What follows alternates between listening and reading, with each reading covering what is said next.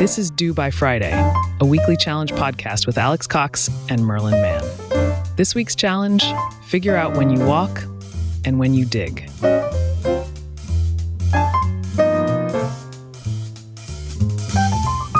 Jesus Christ, no. Oh, God.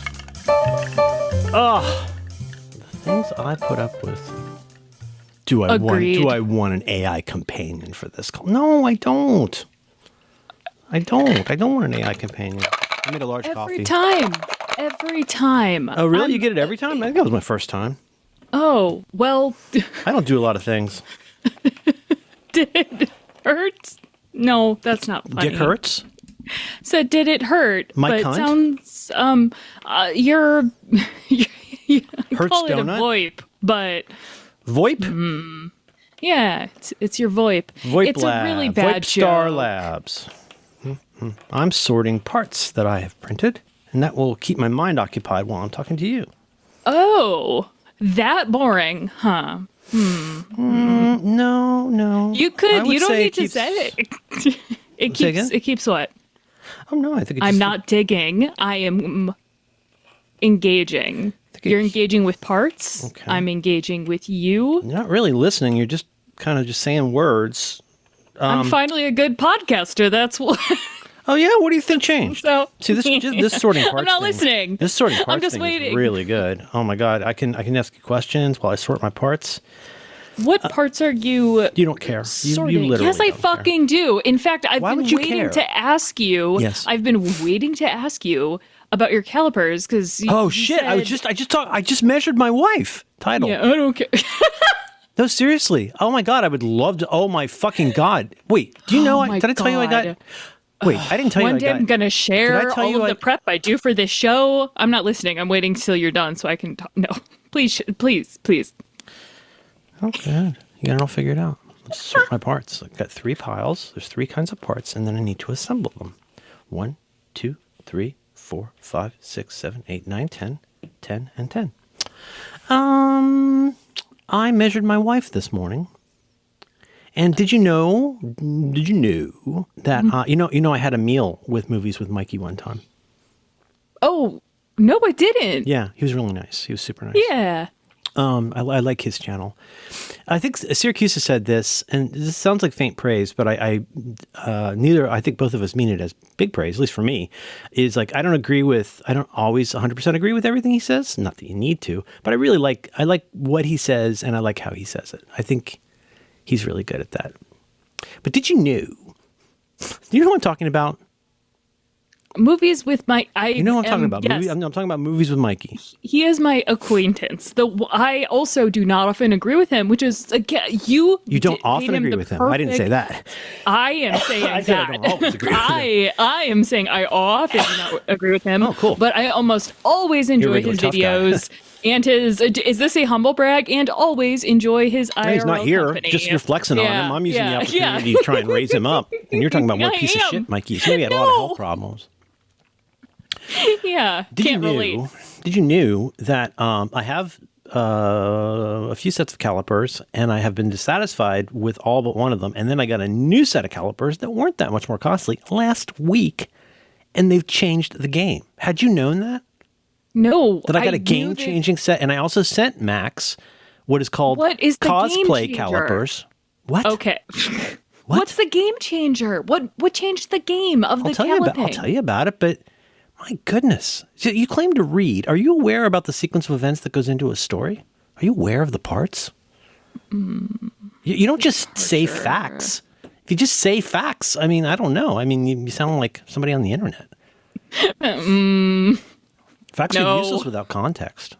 Well, they can be useful, like if it's how to get out of an escape room. That's the opposite of how people are on the internet. I don't know what internet you're getting, but I want it if that's how you experience it. Well, you get to choose whatever internet you interact with and how you interact with it. That's your internet. I believe in context. Okay. But I've also What's the context of the calipers, Oh my please? God in heaven! I'm going to have to change the pre-PC mix because you're in a mood. Okay, I'm changing to more of you so I don't interrupt you. So talk a little bit, please. No. Usually I can give you the cue that you're wandering off by talking over you. But go ahead. I know. Keep talking. I changed the mix of the scarlet. Check. So Oh, cool. All right. Well, Scarlet. now that should cut me off better. Oh, Continue. wonderful. I would really like to know the context of the calipers. And I kind of went back and read more about I don't know his first name, but Teenage Fan Club? Star Jordan. No, but it was when I was listening Sleep to Star Codex. No, which is also a good blog that I sometimes disagree with, but enjoy Boy, his you're writing. a tough customer. That's for sure. You got a lot of big opinions. I mean, So you went back and looked at what? looked at David Starr. That's his name, David Starr Jordan. His whole theory of Not a real name, but continue. is that not his name? Really, know. the guy? I mean, I can just tell from hearing it that's not a real name. But He is no a one named bit. He Starr. was. I mean, call people what they want to be called. Thank you. Nope, David Starr Jordan. Yep, that was his name. 2 R's. But he was facts a without big, facts without context are just facts. I'm given the context, No, but you're not. I These podcasts are great. I've done 3 so Just- far. I got 7 more to go. David Starr Jordan was Is featured it in heavily. quotes? Is it in quotes? Like J.R. Bob no. Dobbs? Oh, I wish that would have been really funny. I went to if one college of- with a guy. oh, I've told this God. story before, but I just admired this so much without getting into all the drama of what's required to like graduate from the college I went to. You've got to. But that's context. My friend Dave was able to get on his. It would be a big deal if you let me explain the context and who Nancy Ferraro was, but that's okay. You don't need context when you got facts. My friend Dave, Corporal context. All right. What? you got general disorder. Captain. Major disorder. He got David quote Dave unquote Dagon on his diploma, which was a really big deal in 1989. He has his name in quotes like J.R. Bob Dobbs or David Starr Codex. Now, was that a bit or was it? Was it a bit, Alex? What does that mean? What is a bit to you? Because you haven't given me enough context. Because you say it's a big deal. Why was it a big deal? Oh, see, that's where the context would have been useful if you let me finish. Yes, thank you. Yeah. Okay, that's 4. I got 6 more to go. So David Starr Codex, what is it you liked about? You went back to that in his calipers? I did not say like. I love. Do you have an Adderall today? That that Lulu Miller wrote about him. You love Lulu Miller. Saying goodbye to the fish, Goodbye to and the fish. it features David Starr Jordan, who is the president, was the president of Stanford for a while. Oh. I can't believe you don't know this. And Okay. Yeah. Because So Lulu Miller wrote about David Starr Codex at Stanford. No. She wrote a book that featured him heavily. And I'm surprised that you don't know him as well. Maybe if he was only alive 1891 to 1913, but he was a pioneer in eugenics and had some interesting ideas regarding eugenics and fish. Sure. Is he the one who kicked it off? Was he? Because I know there was. Well, I mean, I know there were a couple big names in the early part of the century where it was more scientific than pseudoscientific to a lot of people. I mean, Walt Whitman was really into, I think, at least kind of into phrenology. I mean, it's one of those things that, right, similar kind of idea here. But then it got, and after, let's say, teens and 20s, all that eugenics stuff got taken in a slightly different direction. Yes, it started by a lot of people with, who got a certain idea about it. Yeah, it went from, heads are different sizes. Yes, that's a true thing. To some different ideas and they require or benefit from calipers. Yeah, and that's why calipers is still a funny word to me, because our friend Max used to say, and apparently he forgets bits now too. It's really sad. I can't get either of you guys to remember our bits. God, you don't remember my favorite book of the last decade that I've talked about many times on this show. It's that book by Lulu Miller about David Starr Codex. Yes, one of the hosts of Radiolab. I have so much context. Oh my God. Much context. Hey, thanks for listening, everybody. And so, because Max used to say, when we start talking about things adjacent to this, to how things were going in the first term, he'd say, well, I got to go get my calipers. And that would always make me laugh. I was always very upset by those images in books, in the 30s, and you see them in documentaries. Well, if you watch the Goebbels movies from the 30s, which are pretty rough to watch, you'll see look, have you ever seen the ones where there's the one about how comparing people to the rat? You ever seen that one? It's really that one. It's a bummer. It's a real bummer, and how these are vermin that have to be removed. And then he would show these were people that, as it turned out, of course, were imprisoned, let's call it. And he would show what this Slavic Jew looks like in his striped uniform. And then here's what this Slavic Jew looks like when he dresses up to pass as a human being in Europe. And so they dress up. They would genre. They would dress up. I mean, it's yeah. I'll take a photo of my pieces for you. Yes. What made you? What was making you interested in that? Just catching up on that book you like and stuff. What was the? No, I simply revisited the calipers and want again to know why they're a game changer, because the calipers used in the teens. They would use jokey calipers, like the cosplay calipers. And so what I said to our friend Max was, you need these for when you want to be somewhere and apparate a set of calipers, like you're at the Magic Castle and a Jew comes in and you want to measure him. Wouldn't it be funny to be able to pull that out, produce that out of somebody's ear, jokey sized 2-foot long calipers? Wouldn't that be funny? Oh, absolutely. They love that stuff at what's called Magic Mountain, whatever that Steve Martin place, the Ricky Jay place. I think Magic Castle was a day one attraction at Disneyland. Oh yeah, I'll send you a photo. Did you have some Vyvanse? What's the other one? What's the other who? I'm putting my parts together. It's keeping me occupied while you do what you're doing here. Oh, so I wrote down, what have I written down? I wrote down several things. I'm going to try and collect all my things here. Hey, everybody, let's call. Is this the show? This is the show, right? We had a clean open, so I thought so. I was really proud of that. Okay, all right. I'm writing down calipers. I am writing down my parts, and I am writing down Teenage Fan Club, and I'm writing down our new mix that we're going to make together.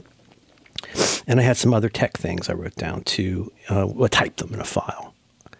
So we can go anywhere. Okay, so first of all, here's a photo. I mean, I have a list of 34 of my favorite songs because I panicked last week. Oh shit, really? Did you put them on a list? Or are they ordered, or are they They're not yet ordered. Okay. I'm conflicted. I know, in the same way. I demoted all but 2 of mine from my. We should compare. I demoted all but 2 from mine, and now I'm calling 2 songs potentially. Well, my favorite song, kind of, although it's technically still not too soon. But then the other ones I'm moving down because you can't have 7 favorite songs.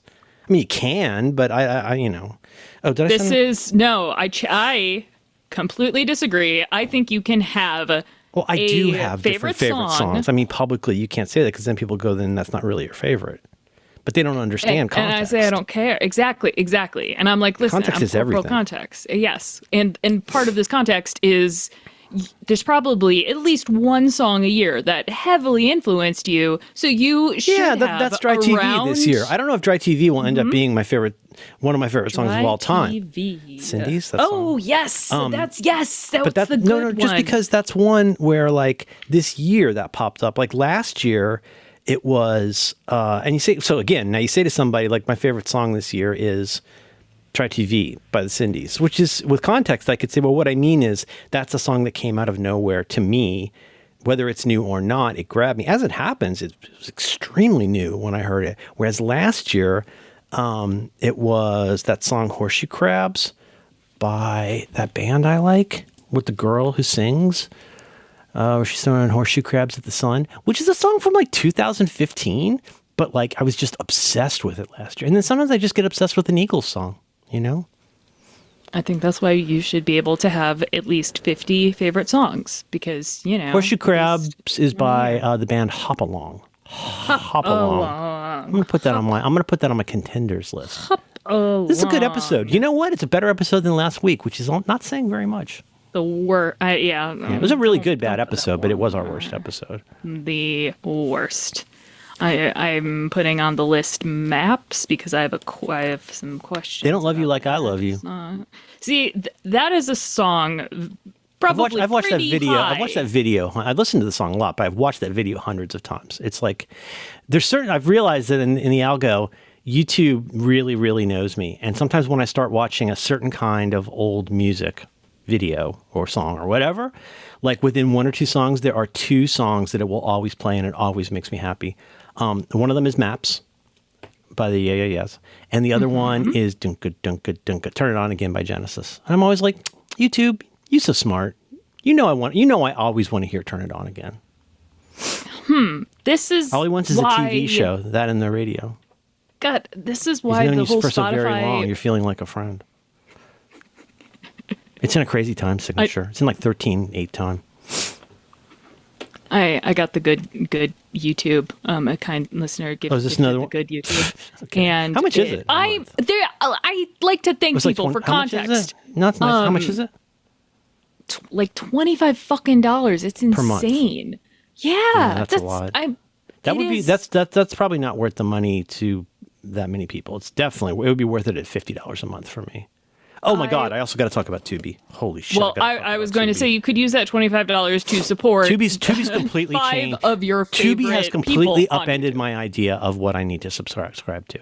Honestly, Tubi. Tubi. It also has a Tubi. great turning on sound on Apple TV. I've written down Tubi, so I've written down Calipers, My Parts, Teenage Fan Club, our new mix on Spotify, Tubi, and then what else did I write down? I got to talk about my game-changing button, and What? my game has changed with the button. It's the simplest goddamn thing in the world, but my game has changed. Now, where do you want me to get the parts out of the way? The parts are easy. Do you Yes, still all watch? right, Do let's you do still the watch parts. Void Star Lab? Do you still watch his videos? Yeah. I even watched the most recent one That's because okay. it said it was a test, and I'm like, I don't like this because I don't know a lot Well, about the 3D latest one- printing. I'll need to ask Merlin, so it was on the list to ask. Test. Well, it's a very, very unusual video for him, and you can tell he's sort of like working. But to call it an infomercial is not fair.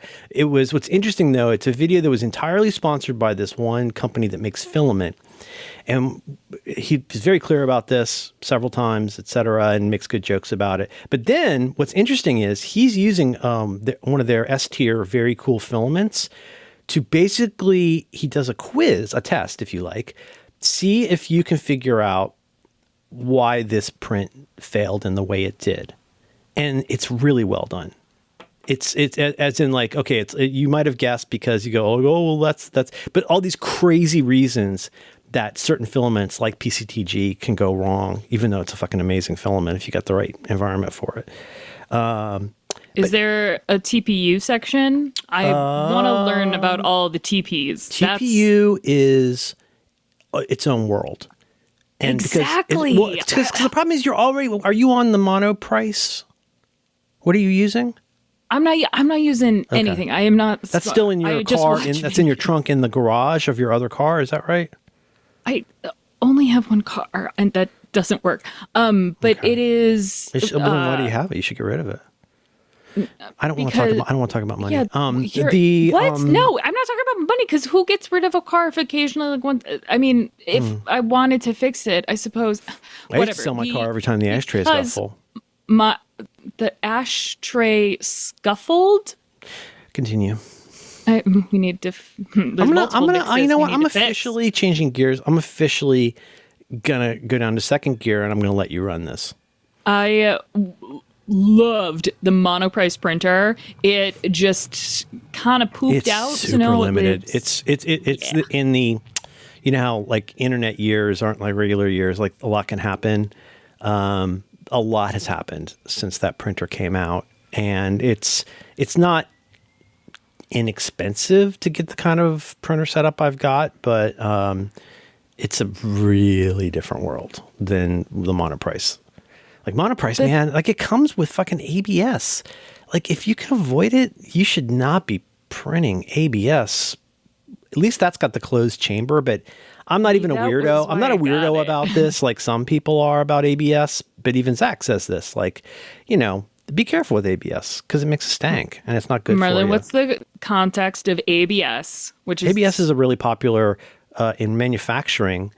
Well, okay, so TPU is I would just think of TPU as like a melty plastic that's like a rubber, and you can my think favorite material. It's really satisfying. I have it on my shoes right now, and the and ABS is one of the most popular kinds of like high impact plastics for actual products in the world. Because it's all the reason you choose different filaments, and filaments are just the stringy stuff that you melt to make things out of on a 3D printer. It comes on a spool, and you get them for different, like all things with context, you get them for different kinds of performance characteristics, limitations, abilities, and then like with all of these things, especially in 3D printing, there's usually a bunch of trade-offs to like what you need versus what you get. You know what I mean? And but TPU is interesting also because you get into a subject that most people learn enough about to be dangerous, which is infill. And so like whenever you print something, so like when you get a 3D print of something, like let's think of something like, I don't know, like a cup or like a pot for a plant. And you could think of it just for practical purposes, think of the shape of a cup. And the very important characteristics of that are things like, what the shape of it is going to be, how the inside and outside walls are made. But then there'll be areas where there's like nothing, there's like, I don't want to say nothing, but like if you imagine printing a cup, well, there's going to be a big area in the middle between the walls where you can decide how dense that needs to be. And that's called infill. There's different infill patterns you can pick. Boy, I am so fucking laid. This is super interesting. And you can pick different patterns and different maker fairs. They get free and different percentages. So like you can go from, I don't recommend this generally, but like if you wanted your final product for something to really have some heft to it, and if you're making like a toy where you want it to have some good hand feel to it, you might do it in a heavier, denser filament.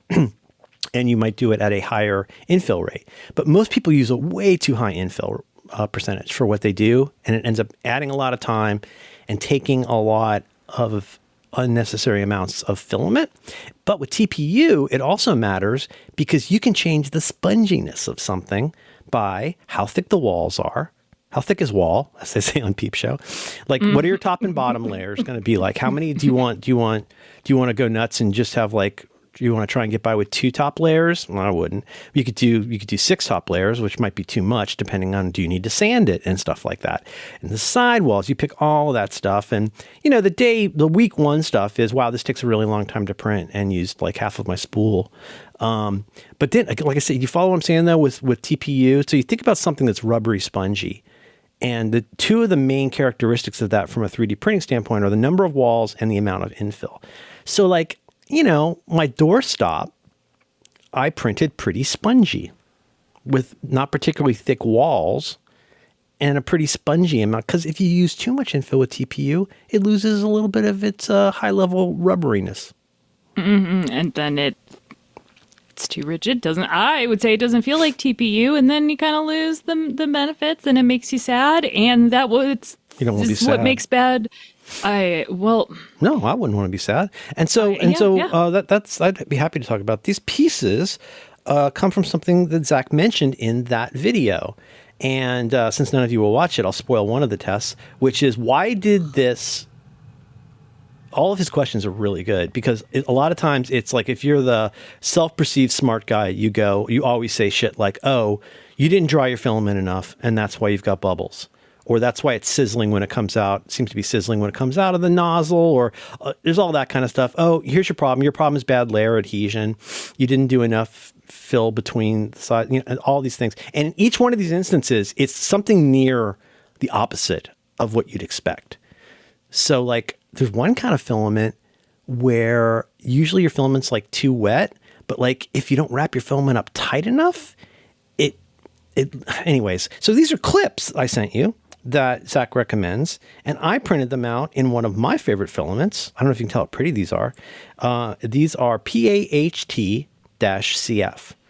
which is a step up from These PLA have some CF. detail. I think these are lovely. Aren't these pretty? Well, as I mentioned to our friend Max, also, I now am all in on the those nozzles he always mentions, the diamond, I think they're called Diamondback nozzles, and they cost about 3 times as much as a regular, extruder nozzle, but they are very resistant to the stuff that makes most nozzles die, and they maintain they don't, like, if you run something like metal, PC, any of the ones that wood, things that tend to cause clogs and problems, this doesn't get that as much. And if you do get a clog, you can clean it and it's not all fucked up and burnt.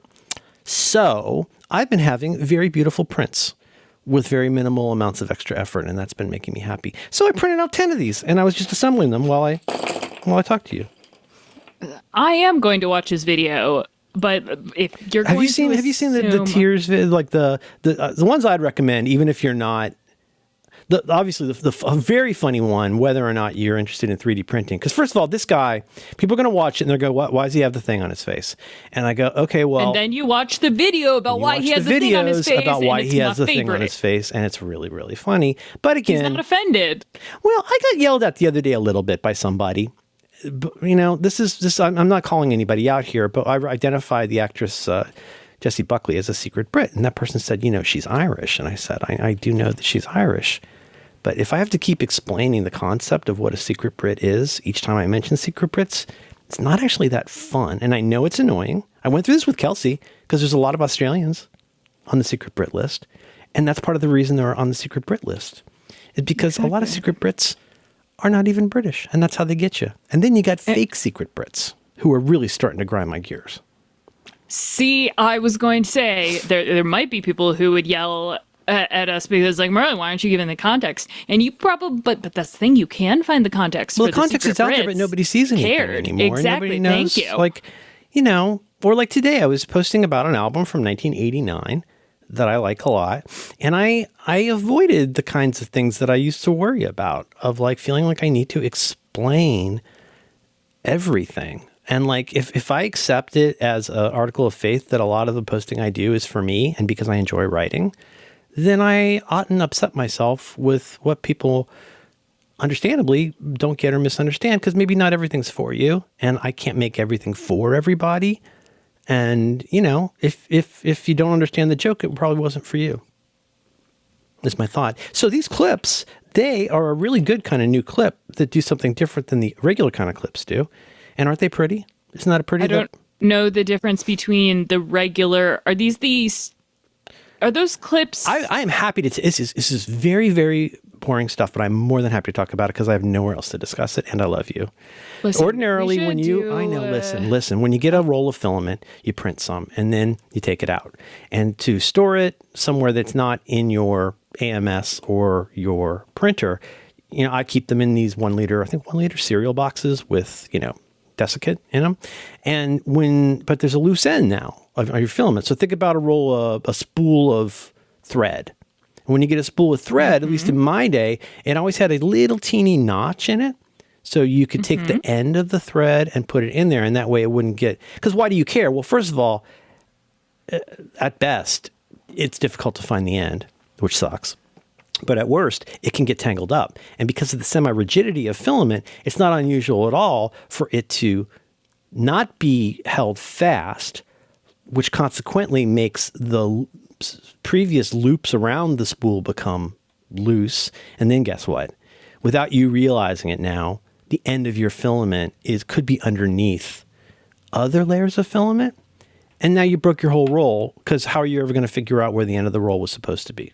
And now you're knotting it, basically, when you try to print. Do you follow? Yes, this is how many rolls of packing tape are destroyed. Yes. And that's why they fold the end of your toilet paper into a point at hotels. That's also a gentle way of saying, now you know at least 3 people have touched your toilet paper. That's what I think every time I see it. And so ordinarily these rolls, if you get the bamboo ones like I do, that's the company that makes all my stuff normally, it's got little holes around both sides of the spool on each side, so you could run it through one hole, through the other hole, and it loops around, and sometimes that works fine. You can also print out a little holder that you put on the lip of the filament, and then at a higher level than the bottom of the spool, it sticks to there. But this system, his system, this clip, holds it tight against the entire roll, and so it helps maintain the characteristics of spools that get exposed. So the tension, the tension becomes is important. It's not just the end. And they look kind of look like almost like little thumb screws. I'm seeing. Okay, I need to find a good. What boring show art? But you want not me to send boring you? show I'll send art. you I'll send you the page for it if you want. I want it, yes, and I want to see this in action though, because I can only find the regular clips in action. Yeah, and I did a couple yesterday, and I did 10 overnight. This is the issue, like you said, with cable and with.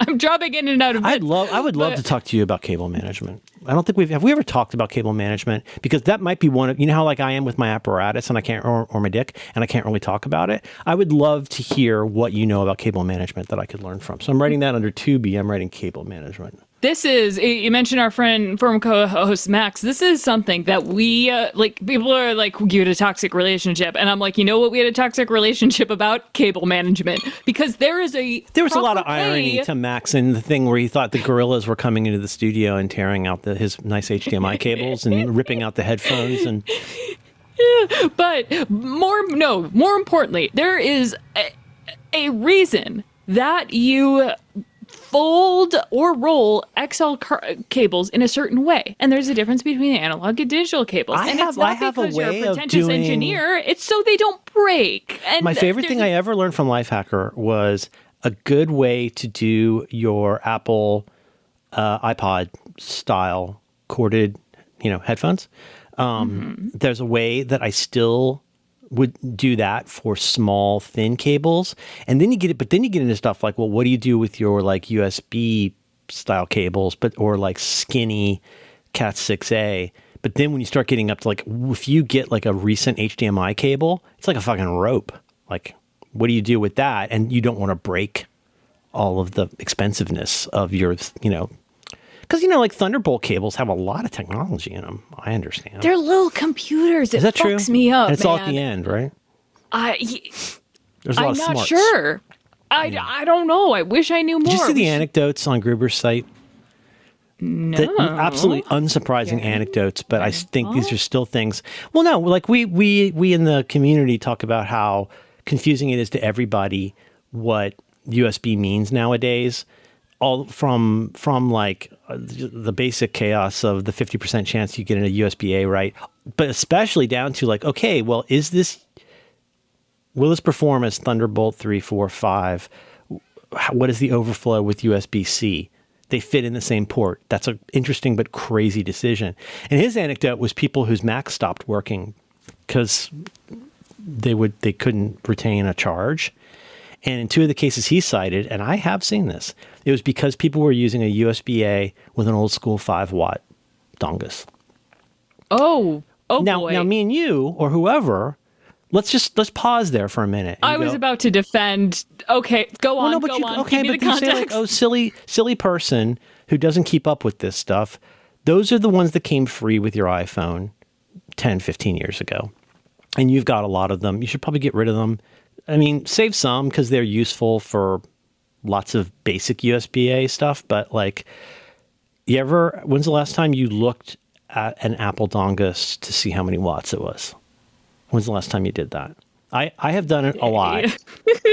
And I have to 20 go. minutes ago. I have to go. Yeah, I have to go to the accessibility, triple click on my phone, zoom all the way in, because I'm going to talk hex for a minute here, because to my eyes, it looks like EEE on CCC. It looks like two almost indistinguishable, depending on the gamma on your monitor, might look like the same color, but like an incredibly light gray on an only slightly darker gray with a point size that's absolutely incredible. Here's the thing. If you're the sort of notional or old person who doesn't know about a USB-A 5-watt not being enough to power your Mac, how would you even know from looking at it? Because the information about that being 5-watt versus 30-watt versus 80-watt or whatever is printed out. And I realize this sounds like an old guy complaint, and it is. But so every time I have to look at a dongus to determine what it is, I take my IdentiPen and I write the wattage right on there so I can read it without glasses. Let alone, this is part of the Cox family manual. Is oh no shit, really? Certain types of gaff tape indicate what type of cable is. If I know, obviously yellow is lightning because obviously. Of course blue is because that's the color of lightning in cartoons. Yes, exactly. I know you better than you think. I know you better than you think. Wait, hang on. Give me either a color or a type, and I'll try to tell you what the type or color should be. Okay. In your system. White. Okay. White means USB-A. Nope. Fuck. Because thunder is white? What is white? So you put white gaffer's tape on something, and that means what? White gaffer's tape is a Thunderbolt 4 because it is Thunderbolt 4. Right. Yeah. And which because usually has, I don't know if I say usually, but I think that the good ones usually have a lightning bolt on them and usually have a number on them, the good ones. The good ones will have a 4 and a lightning bolt on them. I only have 3. I don't know, 2... so they just stand out. The yellow is very dim. They're still pretty costly. It was like fluorescent. They? Oh yes, which is why I had to buy a long one not too long ago, and I was shocked by how much it cost. Because I needed one. I thread one through the seats of the couch, from behind for my Mac, and I needed one that was slightly longer than the one I had, and it was. I think I got an Apple one, and it was costly. It was, okay, well, here's the issue. My one Thunderbolt cable only, for some reason, works to my Mac, or from my Mac to a certain, a Thunderbolt 4 hard drive. I don't know why that one side worked. They talked about it on ATP and still couldn't figure it out. So I'm not going to try. And oh my god, it's insane. I've got donguses from companies I like where it'll say in tiny letters 50 watt, 30 watt or whatever, like the Anchor ones, that little plugs, and sometimes one of them just doesn't work for anything forever, and I don't know why. And the other one works fine. And it's completely, I would not, today, as I sit here today, I don't travel much and I hate traveling. But if I had to prepare to leave town for something next week, I would test every cable I've got to make sure it does what I think it does, honestly, before I packed it. Yes. This is, especially it's for fun charging because I don't travel anymore either usually, but Matthew does a ton. So I have kept up on all of the strategies. Are you the tech wrangler for that? Do you have a little bag absolutely. You prepare for him? Yes. Yeah, I used to do that. It's there's an issue though, because if you don't know exactly what your person is doing, then they might not have the Thunderbolt 3. That's a normal kind. Sorry, not Thunderbolt 3. USB 3 and wait. What is USB 3? USB 3 is with a USB-A cable, but it needs to have... Yes. Yeah, because, if you need to get into, if you need to plug into the person's wall charger, when they will often stay at people's houses, and for whatever reason... you don't know what you're in for, right? People's houses are like hotel rooms, which is why every place should have...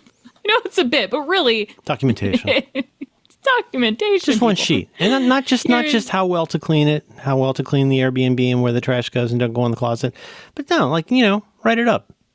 Don't make people feel bad for not knowing how to use the remote. It's hard. I don't. I'm you can do very some upset. of that. I think you can just. Well, never mind. Okay, so prepping for that. Your long Thunderbolt 4 cable. This is, I no longer have a long Thunderbolt 4 cable because I have it because I have the delusion that maybe it will work the right way, and because they're like $100 for more than like 3 feet. I think it was around $100 for this thing. But it was an Apple one, and it broke after like 6 months, which I'd be like, broke as in like it got frayed at the end or something, or like it just stopped working? No, just stopped working. And XLR cables, there's a certain way to, like I said, certain way to fold them. See, I work with XLR cables. By XLR cables, we're talking here about a microphone, right? Microphone cable. Yes. And you recognize it. Well, if you've ever played in a band, you know what those cables, you got. Actually, Marco just talked about this on their bonus episode. It's got usually 3 holes, or 3. Mm-hmm. Yes, 3 boys or 3 girls. The male side, the lady side's got 3 holes to put it. Well, that's creative. Is one of those an ear? But it depends what you're into. No, because if you count an ear, then it's 5. It depends what you're into. The issue with Thunderbolt cables, if it's Vincent Van Gogh. No, there's still a hole there. Hey, Alex. He didn't get rid of the hole. Alex. What? Vincent Van Gogh to the poles. Anyway, Thunderbolt. That was a Hillary Clinton joke. I don't know if you could tell. I know, but it wasn't. But you can't downgrade what she said that was funnier. This is why Trump jokes aren't funny, because what he says is so fucking funny that like you can't. No, I can only stop. good. I can only good. The heat shrink. Do you know about heat shrink tubing? I'm not recommending this, but I am shrink just tubing. Go look up heat shrink tubing. And what is the main way this is used? So basically, it's this stuff that you see, this little tunnel of plastic at different sizes or gauges, and you get it at different sizes. And the idea is that I think it's mainly used in electric stuff, like as in like, full on electrician type stuff, but you can use it for all kinds of cables. First of all, do you see the little tubes that I'm talking about? I'm seeing it, and I am recognizing that I've seen this out in the wilds, but have never here's one participated. Use. So you need the tubes, and then you need a heat gun. You could do it with a hairdryer, but I got a heat gun. And heat guns are actually useful for more things than a person would realize. But you writing that down. Woof. But anyhow, so think of this. Remember back in the day, like the classic, problem of like the cable that came with your phone, like you've plugged it in and out so many times that the end with the 30-pin jack on it is starting to fray, or you see wires exposed, or it has got a crack in it. You know what I'm talking about? Like back in the day when you have one cable, you used like a lot for something. One use of this. Back in the day, that is a current. Okay. Well, must be nice. Think about any cable you've got that has ends on it, and how it would be nice if those ends didn't get all fucked up. You can take this tubing before you've heated it. You get the right size that'll fit over your dongus, but still be a decent diameter for your thing, for your cable. And in my case, so right now I'm looking at a USB-C, and an Apple USB-C, which is, got the thing, and then the little tapered dealy, and then the cable. You put it over that, you shoot the heat gun at it, it shrinks up around like a rubbery thing. It shrinks up. It's odd because the heat is making it shrink. And you shoot it at and you go, shoo, shoo, shoo, shoo, shoo, and it shrinks to the smallest size it can for whatever it's on. So in that instance, you put one of those at each end of a beloved cable when you get it, or when you want to like maintain it, and that will keep your ends from getting all bent up. Okay, but there's more. How does this not? I would melt something. This does not feel like something an amateur should do. You should have an adult help you. This is something that this is what the little cables inside phones have around them. I don't know about that. But another thing I do, you can use those for all kinds of things. I also use heat shrink things if I want to like do something with paracord to make a longer paracord of something. But one I do a lot. Wait. Don't worry, just keep going. No, just oh my God. Don't dig. But like another one is like I've got these things I printed out for like spooling up. You know, like any of those classic. You remember the things like back in the day you could get those like USB minis with a USB-A on the other side, and it would be inside of a little, like a little, I don't know what you call it. It goes, the thing where you pull both ends and it comes out of a spool in the middle. Yes, right? That is actually. Okay. I have non-zhuzh versions of that I print out. Here's the zhuzh. There's the zhuzh. That sounds right. That's the noise. Yeah, that's the zhuzh. So I print out 3D print cable holders for those that I can like spool stuff up in for certain kinds of medium-sized long cables. But to do that, you have to seat that cable in a slot in the middle, right? You don't want it to like change lengths at both ends and stuff.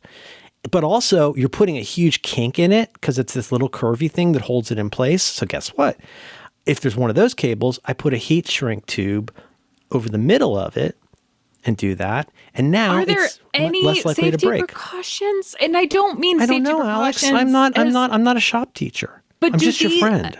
Do the cables? Why are you so worried about this? Because this seems like a very helpful thing. What you're saying is you could accidentally melt the cable, for example. Yeah, but not even melt it fully, just because a lot of these have little bits inside. Well, hold up a USB-C in your hand right now.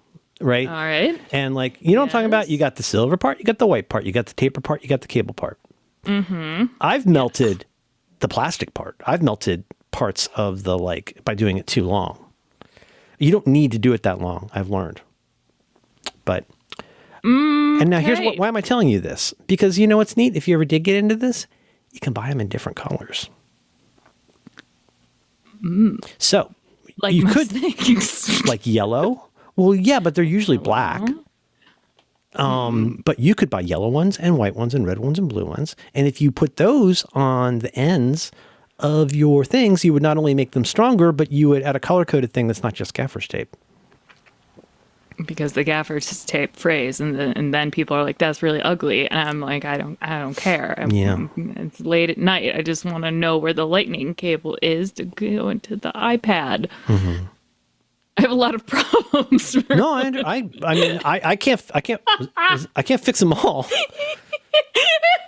I'll file a bug. I feel like we should avoid almost any other talk about these kinds of things unless we decided that we just wanted to keep digging. We're not going to walk over these little divots. We're going to dig further into things like calipers. Yeah, you say I don't do the challenges, and then you say a lot of things. God, well, yeah, it's the human condition. I wish I could escape it. I've tried. I don't want to. What's the matter, Alex? It's hard not to dig. Because no. It's easy not to dig. It's like looking at cars going by and not getting into any of them. No. But what if... No, that's a terrible metaphor. Car metaphors need to stop. Calipers are important. A good car metaphor. Yes. What is the game changer? Is this just a secret everyone wants to keep? You don't get the game change without the context, Alex. Oh, all right. Sorry. Because why would I need calipers is a question worth asking. And my wife asked this to measure your wife. I measured her pinky. And I showed her how these calipers work, that they can do... usually, most people would think of calipers, I think you look at it and you go, oh, I can see how you would use that to measure the outside diameter or width or whatever of something. Or be racist. It helps to be looking at a set of electronic calipers to know what I'm talking about. But I really like these. They weren't that expensive. It's by a company called iGaging. And so the idea is, I don't know how it works, but the idea is like it can detect in millimeters, inches, or fractions of inches. Like you say, okay, I need to see how wide the diameter of this thing is.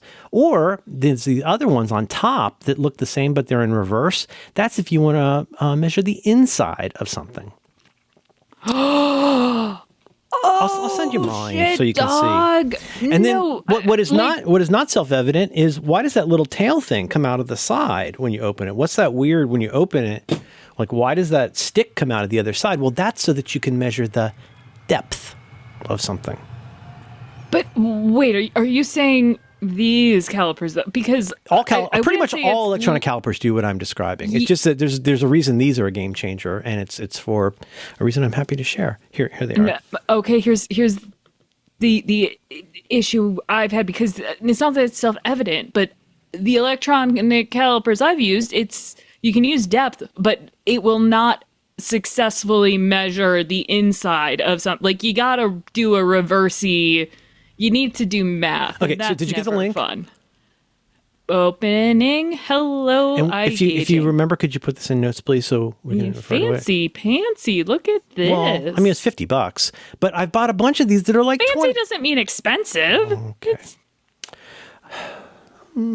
Context. I have 3 other sets of these, and they work fine except for one thing. The $20 ones. Can I tell you how they don't work particularly well? Please.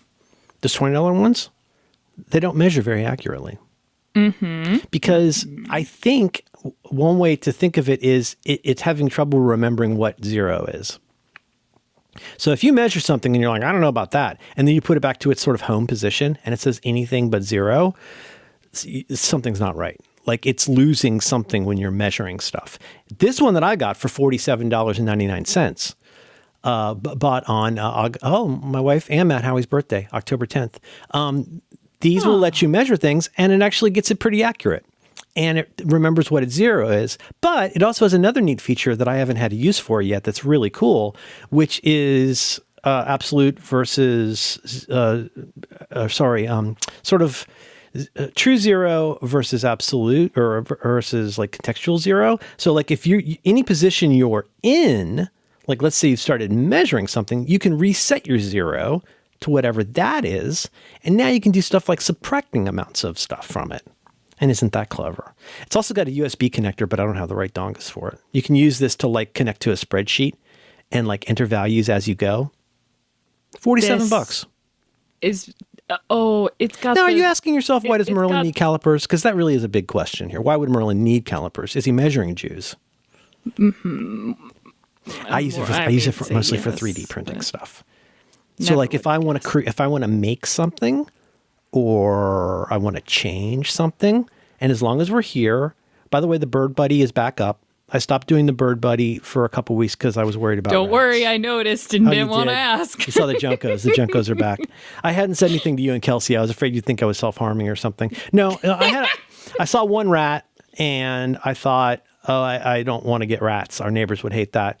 So I waited. I did a few weeks off, 3 weeks off of bird feed.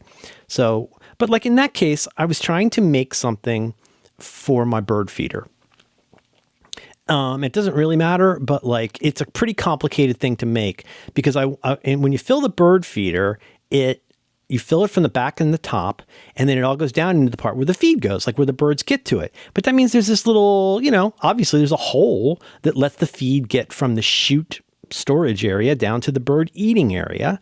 But when you're filling it, it's kind of a pain in the butt. And so, long story short, I made something as simple as a little gate that I could hold in place over that hole while I fill it, which seems so simple.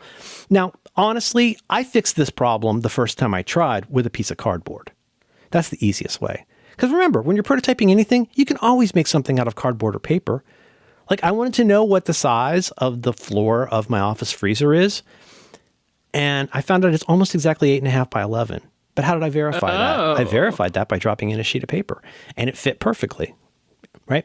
You need to know the sizes of things. So in that case, I chose to make, because again, whether or not it's useful or interesting or fun to post about, I'm learning something every time I create and print something. So I made a little gate for it, which seems not very complicated. How hard could it be? Just you need a piece of something that's about 1.5 inches high, about 4 inches wide.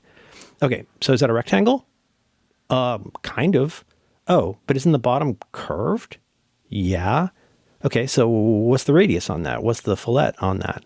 Oh, I don't know. Well, in order for that to accommodate a curved area, now you're suddenly, with that one very obvious thing, you're suddenly into a different amount of stuff that you're trying to figure out. It's one thing to say, print me a rectangle that is 4 inches wide by 2 inches high. That's not difficult, and you could just cut it off. But I'm trying to learn about things like radius and fillet, and like what is the radius, the circle, the curve of this that would fit into that. And with good calipers, you can measure the depth, the width, the internals of all of that stuff. And now I trust it. And I feel good about these calipers. So now I have 2 calipers that I like. One set of calipers I really like, and another set of calipers that are kind of one of those no-name 6-letter Amazon ones. Mm-hmm. Yeah. Oh yes, those are they're oh yeah, they're the decent. The Shintag. The Digmo. Ukraine is good now. Well, actually, but they're always 6 letters. It's the weirdest thing. I think it's an SEO thing.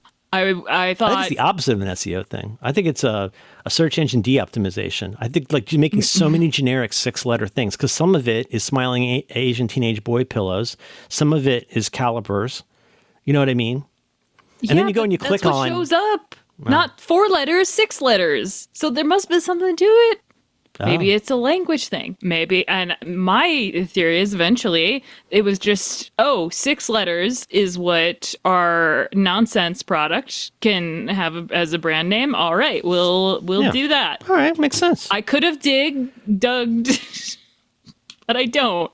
I wanted to. You didn't dug in. You didn't dug in. I don't. So the things so far, we've got 3 holes. Okay. Cable management, shrink stuff, filaments. Drop in the 3 holes. There's no. The holes are objective. You're talking about my holes. That's kind of racist against bowling balls. Is it because they're black? I don't. Do you not like African American balls? Do you fear them? Fear of a black ball? I mean, I don't like balls in general. They hang. This is the thing that they don't tell you. They dangle. Balls aren't fucking ball. Like, hey, kids. Mm-hmm. They're not fucking you don't balls. See them. You don't really see the balls. You see the apparatus that they are stored in. Yes. Mm-hmm. Why don't we? I mean, yeah. I think that describing someone as a ball sack is a much worse insult, because the ones I've seen, holy shit, god damn. No, they're very unpleasant. No. I had a cousin who tore his ball sack trying to do a skateboard trick. Had to show his mom. That is a line from Letterkenny. And that's one of the funniest clips I've ever seen. Oh, have you seen it? I don't. You seen Squirrely Dan talking about his cousin tore his nutsack trying to do a skateboard trick? Had to show it to his mom? I'd be more worried about my vas deferens. Florida State Seminole vesicles. I thought that was funny. That clip. And the loop comes back around. Because you probably did not realize, you saw my tweet or whatever about that. You probably have not realized that when I say things like, I thought that was funny, that I'm doing Wayne from Letterkenny. He's frustrated that they didn't like his Florida State Seminole vesicles joke. I'm frustrated you didn't like my halyard joke, but we've all got it. Was that from Master and Commander? Halyard honey? No, it's you. Were you making a Family Guy joke or a Master and Commander joke? I just didn't understand what the nature of your joke was, and it came with a lot of explanation that didn't help. The context made the joke funny. All right, let me go to my. This you said. You know what? Let's open up our social media and explain some of our jokes. You said flag hag. We don't say that anymore. And for the hockey guys, it's the billets. It's like when you go on the road and you stay with people. That's where they get a lot of their action. That's where they get their hockey honeys. You should watch Letterkenny. Man, you should watch the first. You know what? That should be a challenge. Watch the first episode. Have you seen the first episode of Letterkenny? No. Okay, I'm ready. You got to be in the right mood. You got to be in the right mood for it. But the writing on that show is electric. Absolutely. Just what you've seen the first scene, right? Where the other day, a couple hockey players came up the produce stand. No, all I've seen is the ball one, and it was. Oh shit, dog! Oh, well, we're definitely gonna watch that together. Can't stop watching I like your onesie, dude. Does that come in men's? And he says, I think you come in men's enough for the rest of us. Oh boy, you're doing terrific. It reminds me of the Patriot scenes. Well, there are two Patriot scenes where they explain piping. You're talking about your Donnelly nut spacing. Is that what you're talking about? Yeah. Are you gonna walk me through your Donnelly nut spacing? Is that what it is? It might be the best scene of the series. But you are talking about the Donnelly nut spacing and the correct system rim riding grip configuration. Is that what you're talking about? Let me lay this out. Can I just lay it out for you? They're using a field of half-sieve sprats and brass-fitted nickel slits, and the bracketed caps and splay flex brace columns vent dampers to dampening hatch depths of 1/2 meter from the damper crown to the spur plinth. Okay, they bolster 12 husk nuts to each girdle jerry, while flex tandems press a task apparatus of 10 vertically composited patch hamplers. Then pin. Oh my God, I literally have shivers right now. Flex tandems press a task apparatus of 10 vertically composited patch hamplers, then pin flam-fastened pan traps at both maiden apexes of the gym joints. That is one of the greatest things that's ever been written, and it's in my drafts. Ladies and gentlemen, Leslie Claret. It's a whole spread. Full spread. You know who I like is Ichabod. I love that actor. You posted on Blue Sky 2 months ago. Smiling at me. Thinking about starting to dress like a flag and have some funny pictures of Pete Hegseth. Everything's funny. I've had it with this whole blue suit thing. It's got to stop. And now the blue suits have gone. The blue suit thing has gone too far. And it was one of those things where when I said it to people, like, she would go, "What are you talking about? Men have always worn blue suits." I said, No. There's a certain kind of blue suit that I associate with MAGA people, but you now see regular people wear. And I'll tell you where I got officially fucking mad about it was that dumb fucking talk he did in front of all the generals. Do you remember that? And the beautiful Tony Robbins style. No, it was like where he's like, remember MLM? The flag? They're starting to do. Okay, then tell me my point. That they made the blue and the flag look like they're fucking suits. Yes, it looks like a cartoon. It's lightning cartoon flags. It's insane. Lightning cartoon flags. Merlin, I understand. It's half-sieve sprats and brass-fitted nickel slits. God damn. 2 months ago, it's flam-fastened pan traps all the way down. And you said a flag, Alex. I will dress like a flag. Flag. You may not be my flag hag. We don't use that term anymore. Oh, so I was making a joke. This is 2 months ago I made this joke, is what I did. Yes, and then I said, I prefer halyard honey. And halyards are the little pulleys that help you raise up a flag, or, how I learned about it, the mast on a ship. Because I'm like, okay, it's not, what are the ropes, not the ropes called, lines. But on a ship, they're called lines. Right. And I'm like, no, but you never what's call it a the rope. It's not walls, they're bulkheads. It's not floor, it's a deck. It's not a bathroom, it's a head. It's not a door, it's a port. I need to... if you call it the wrong thing... This wooden world we live in. This is why Mikey Star Codex talks about the in-group. You know? Between the egg and the wall, I'll always pick movies with Mikey. We had lunch on a cruise. I didn't like the cruise, but it was nice meeting Mikey. No, that was a long time ago. My goodness. I'm not gonna dig. About the cruises. Okay. No, I'll allow it. Go ahead. This is our second worst episode, so it's been an hour. Keep going. Fine. You're doing terrific. I was just wondering if Joko still does cruises, but I don't know. I think after the they do all kinds of stuff. I think. Yeah. I mean, I like lots of people pivoted post. It's mainly Paul. It's mainly Paul and that does the cruise stuff. He's kind of the vice president in charge of cruises. I think Paul and Storm, where Paul does most of the work. Nothing against Storm, but Paul's the main guy. He doesn't really need to put his little P on all the tweets. Comment. I think we know it's Paul. No comment. I know. I wasn't there. Now it's the second worst episode. I've had good experiences, so I can only speak to that. I'm sorry. Bad things happened to anything. I have not had to. Yes, you did. I've never had experience where somebody treated you like the help. Because you were the help. I'm not saying. I didn't say anything either. I don't even know what you're talking about. Anything. I'm a halyard honey, but apparently you won't let me be that. And it wasn't a funny joke. Like, what is the part I got wrong? Is I didn't laugh enough so I said flag you didn't laugh at my joke. Because flag hag is based on a pun for something we don't say anymore that everybody used to say in 1985. Yes, and now because you know who hangs out with you know who flag hags hang out with? Art flags. Because that's what we called those people. If you smoke clove cigarettes and listen to Cocteau Twins, you're an art flag. I don't know why anyone has ever gotten mad at you for that. It's a great term. Well, because that's a hurtful term to people when you say the F word.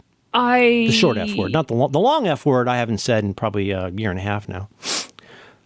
Must be nice. Such a great word. There's two great words. And we're saying Merry Christmas again. So Leslie Claret did that. I've written down Letterkenny.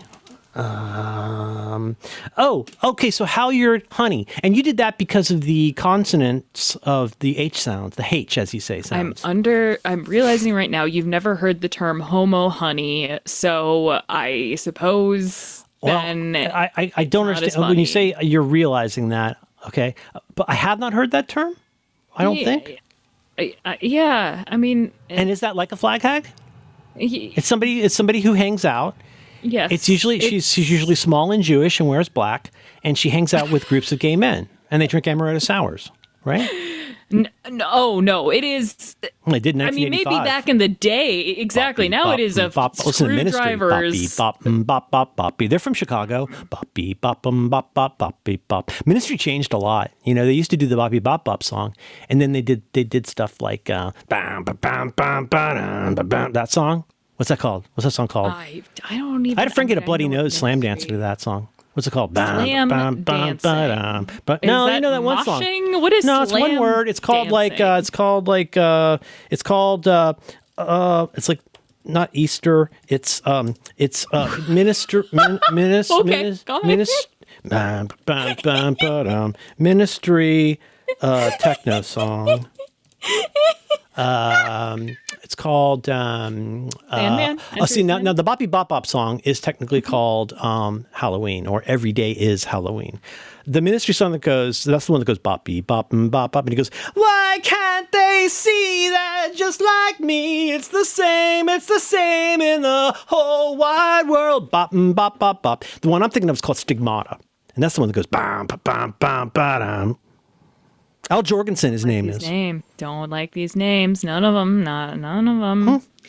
You know, if you were... Have you ever thought, I think if you brought your caliper attitude to producing for bands, or maybe just being like a roadshow manager, you could help a lot of people. Holy shit, that doesn't make any sense. Yeah, no, it does. It does. Explain. Think about in terms of like caring a lot about precision. I'd be a good engineer or producer. Not just caring about precision. But I have really bad ears, and I don't care what things sound like. I mean, have you been to a concert venue? No, you've been to good concert venues. Have I been to a concert venue? Yeah, but concert venues aren't where you mix records. Well, that's why I said or a show. Bring my calipers to a show. Manager, so if I got to see Jeff Rosenstock and Pop again, I should bring my calipers. If measure the you were in the studio, think about it. Do you want Steve Albini to have to worry about how to? I know, it was really sad. I didn't post. He did that Silkworm album I like, and you guys couldn't get into. He produced a lot of people. He produced PJ Harvey. And produced Pixies. In Utero, and he wrote in I'm not gonna Little talk about Nirvana. I'm not going to talk about that. I don't talk about In Utero. I don't talk about the GBV. I don't. No. Just because I look at In Utero and the Guided by Voices album as kind of like outliers. I'm talking about Jesus Lizard. I'm talking about Silkworm. I'm talking about PJ Harvey. You ever go look at his page of what that man has engineered? Yes, it is insane. It's fucking crazy. I am just. He knows how to mic a bass amp, I'll tell you that.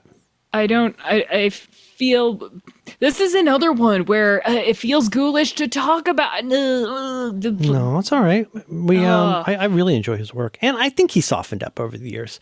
I think he at one point, maybe on his forum or whatever, was like, I was actually kind of a dick. What I said about Surfer Rosa. One of the greatest albums of all time. Like, maybe Pixies are good, actually. But you wouldn't want Steve Albini to worry. Like, you want to focus. Oh, I see. He needs to do the bass amp, and like maybe I could be there with the calipers. Were producing I could be heat shrinking his cables. Well, I don't want to talk about In Utero. The right way. I don't like talking about Nirvana. Not learn about another band, not you, but the fine. world. Let's say, Silkworm. And I was going to say Laura Jane Grace's album, which he produced. Which is it any good? Maybe another outlier. No. Did it work? Do you think it worked? Who did? He didn't do the Trans Soul Rebel record, right? No. I love the sound of that record. Ruled. That's a great record. Yeah. Did you ever see Miley Cyrus and her performing that in her backyard? Yes. With Joan Jett. Androgynous is one on my favorite. Here comes Dick. One of my favorites. He's wearing a skirt. Here comes Jane, she's sporting a chain. There is supposedly like Gender 401, that song. Supposedly there's a new version of the Replacements' Let It Be coming. A la the Ed Stasium mix of Tim, I heard. Which would be amazing because that's my favorite. Know any of those words record. Okay, there we go. All right. Two of their big albums, it doesn't matter. Stigmata. It does. You know why it matters, Merlin? Because I don't know anybody to talk to about music. Nobody. Context. Two people have told me that, of course, it was founder of Cox's Cucks, Kara Fagan, who was like, Alex, we always used to talk about music, and now all you do is send me songs, and we just, what? And like, because you and Kara need one of those playlists. I don't know if you got my invitation, but A, I sent you an invitation to do a Spotify mix with me, and B, I did something because I was offered the opportunity to do something that I didn't know existed, which is I sent you a message from Spotify. And I have no idea how you get something like that. Well, I'm just utilizing what they've given me. All right, I might get myself a treat and get Spotify. So Kara, no, Jesus Christ, maybe somebody can buy it for you. Kara, shut up. Why? I want a treat. Kara says you send me albums now. Or songs. No. Here is the context. You sent me a starter playlist for Big Star. Yeah. And I'm like, made that just for you, and I even broke some of my rules for that one because I made it mostly just for you. Yes, and I was very grateful. And I'm like, Big Star. You know who Big Star is a big influence on? Yeah. Were you aware? Let me get to it, Merlin. Don't state. Fuck me! Did facts. I just yoinked your context? You're listing the facts, and I'm. Well, you're usually not that sharp, Alex. That's amazing. The caffeine is kicking in. Big Star, I know, is such a big influence on many bands, but here's the thing. Last week, you sent me. On the after show last week, I soft pitched Alex on some Canadian bands, and I think, and I was trying to do that. There's a thing Syracuse said a million years ago. I don't know if this comes from Agile or something, but like no feigned surprise.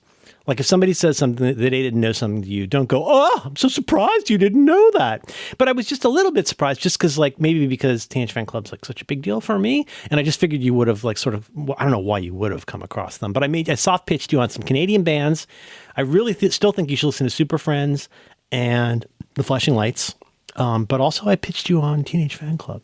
Yes. And I do have all of them in my queue, but with Teenage Fan Club, they had come across my radar. Sure. But the listening to Big Star, I'm like, all right, this is not for me, but I understand why it is good. And it was still a very interesting playlist, which is why I enjoy all of your music recommendations. I mean, if you just hear here's how you all know Big Star. That you don't know, you know Big Star from probably is a TV show on Fox called That 70s Show. And the theme song for that show is a song by Big Star, but it's performed by Cheap Trick. And it's called In the Street. Hanging out. That might be why I never seen that show. Also, did you know Cheap Trick re-recorded one of their albums with Steve Albini and they never put it out? Yeah, I mean, It's really good. And their In Color album. I've got a copy of it. It's very good. oh, forget being humble. But hello there, ladies and gentlemen. Are you ready to rock? That's the musical question Robin Zander asks at the top of the album. And the way that song begins is it starts out with drums, tunk, tunk, tunk, and then bass, and then guitar. And the reason they did that is because when they were like still like a band playing like venues around Rockford or whatever, that way they could do a last minute final sound check. That was also the first song. So they could make sure they could hear each of their instruments the way they think it should sound by playing the beginning of that Cheap Trick song. I don't understand why more. I think it's called Hello. Hello, ladies and gentlemen. Is that what it's called? That is what it is called. Kind of like so how you learned about last week. You learned about Teenage Fan Club, a band from from Scotland. Yes, and I told you that I puttered around a number of their albums just using Spotify's, like, it would top 10 kind of thing. It would like bleep bloop. Not even that. The ones they've got in their top 5 are all pretty good, including that album I sent you this morning. Has a track in there. That's the thing. I very much enjoyed listening to the entire. You listened to the volleyball one, right? 13? Yes. I listened to 13, and I don't know why. Songs from Northern England is really Bandersnatch, but fuck, what's it called? Bandwagon-esque. Thank you. And that was their breakthrough in the U.S. in late '91. The video for The Concept got a lot of play. That's a good record. My pitch to people on 13 is, I'm like, why do I like this? Why do I like this? But the jangly guitar, there's still the jangly guitar, but there is also then the emo guitar tone in a lot of, and I'm like, this is why. Also because it's sad, but they have a lot of different fun sounds. Yeah, and it was a lot of just fun. It's interesting because, like, if you go back and listen to the Catholic Education, you can super hear this young band that, I mean, the ones that have always still stick out to me, Neil Young,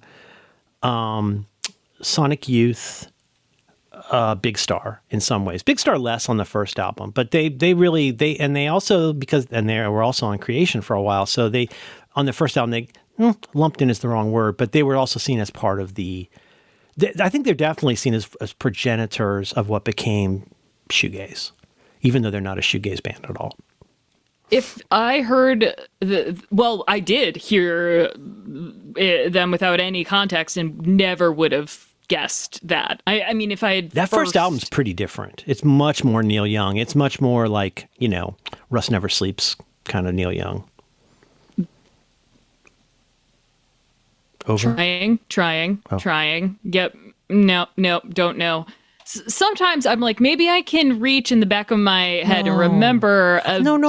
This is not a competition. I'm thrilled that not a competition, but I misheard you say Rome. We had to drop out. That's why we had to drop out. Yes. That cut that. You do that. When Ernst last week, you said Ernst Rome. But see, I don't even know if I'm saying. I still don't know if I'm saying about exactly. I'm like, I'm not sure how to say his name. And if you go and then look at what, I mean, it's if you want to sound like a douche, you say it so it sounds like the English word room. It's closer. I don't know how to say his name. Lots of people know. But you're aware that name is associated with the person Ernst Rome. Oh, regardless, the pronunciation make it hard for you to remember who he is. No, I was just confused, and I felt ashamed because shame's no fun. I love the fat gay Nazi. There's many. That's we talked about the story. I don't care. Wow, don't want to get on your bad side. You have a few punch ups and you fuck some guys, and pretty soon, Alex, the terrible queer, is mad. I don't like Ernst Rome. He's fat. Pick a lane, Ernst. You're going to be fat? You're going to be gay? What are you going to do? Exactly. Alex, yes. I've been looking forward to this for 6 days. Alex, what's the challenge this week? Please describe it in a sentence.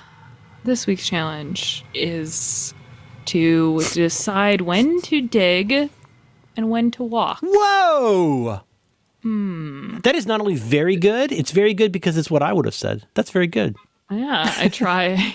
I was like, what's Merlin going to say? What's Merlin? And because this is now the magic word, for this show, what is it we'd like to add at this point to explain what that means? Context? Context is the new word of this show. Where have you been for decades? It must be interesting to have the memory you have, because you have the confidence of someone with a good memory. That's not true.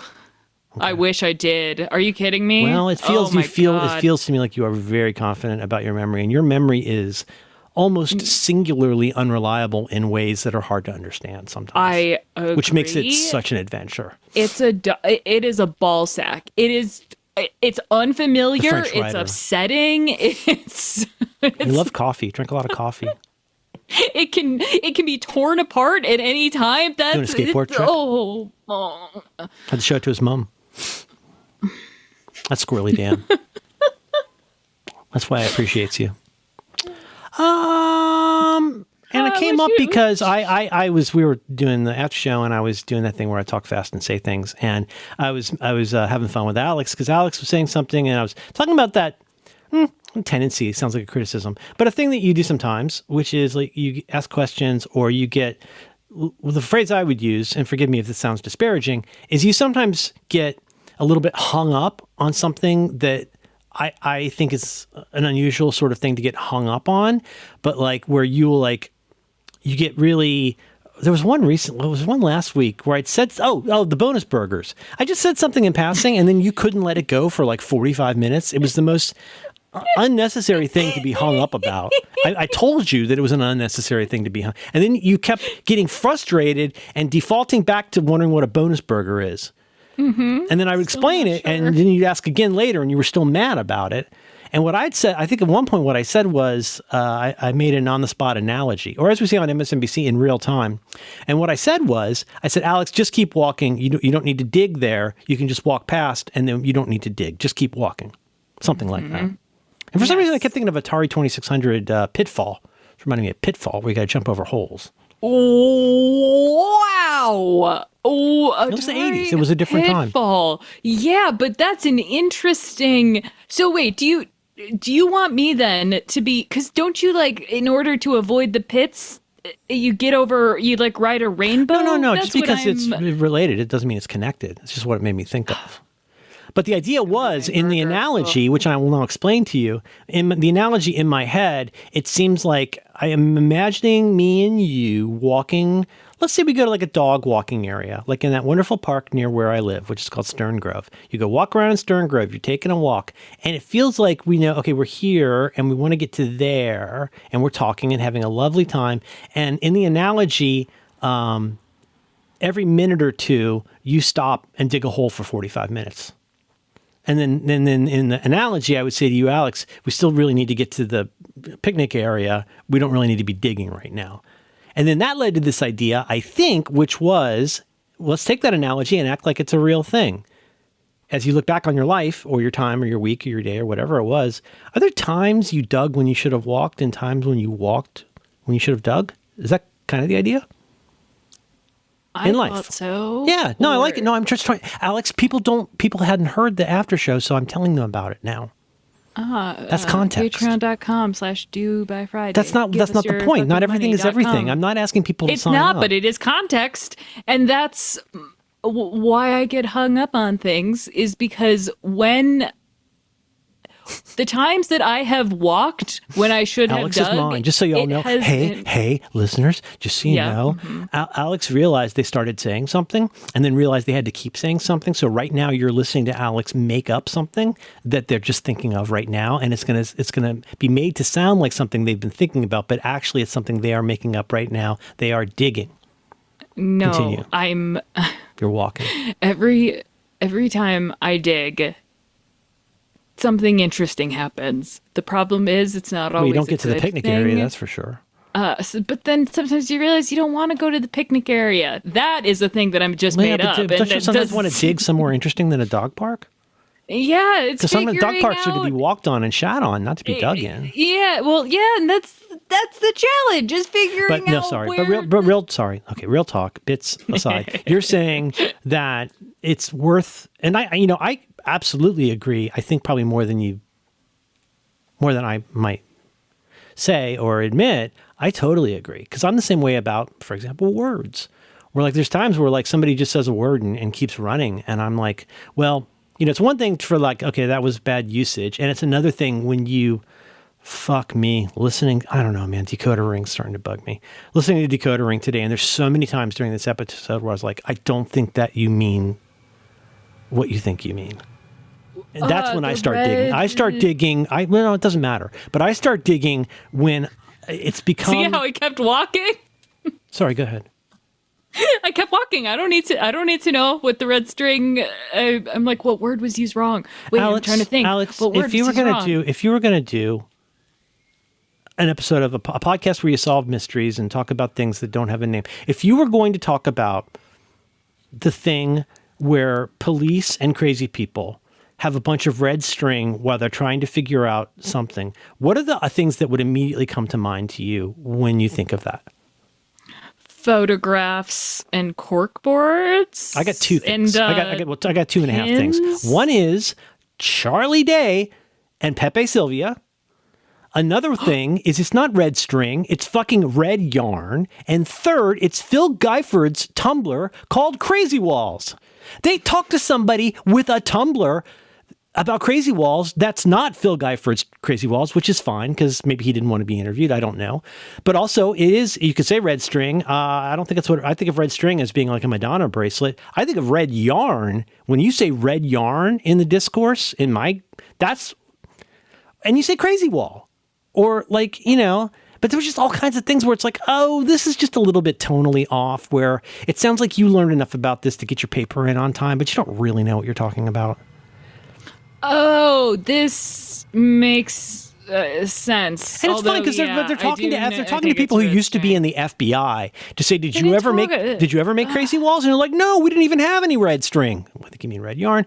But no, but what I want, but like, how do you not open that with Pepe Sylvia? Just as no, not because it's the most interesting example, because if you're going to talk about what I would call, as Phil Geifer calls it, crazy walls, if you're going to talk about a crazy wall, what is the one thing that everybody who would be interested in hearing about this would associate that concept with? You open with Charlie Day and Pepe Sylvia, and how funny it is that he has a whole conspiracy because he's working in the mailroom and still has not figured out, because Charlie is illiterate, that Pepe Sylvia is just how he reads the word Pennsylvania.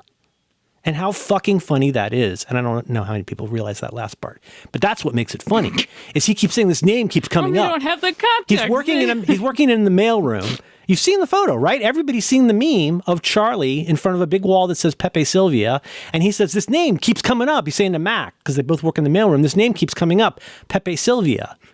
And what they don't say, but you figure out if you pay attention, is Charlie's confused. What do we know about Charlie? Charlie is illiterate.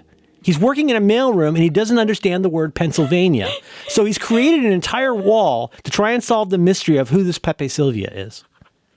That's really fucking funny. And you could do that in 20 seconds.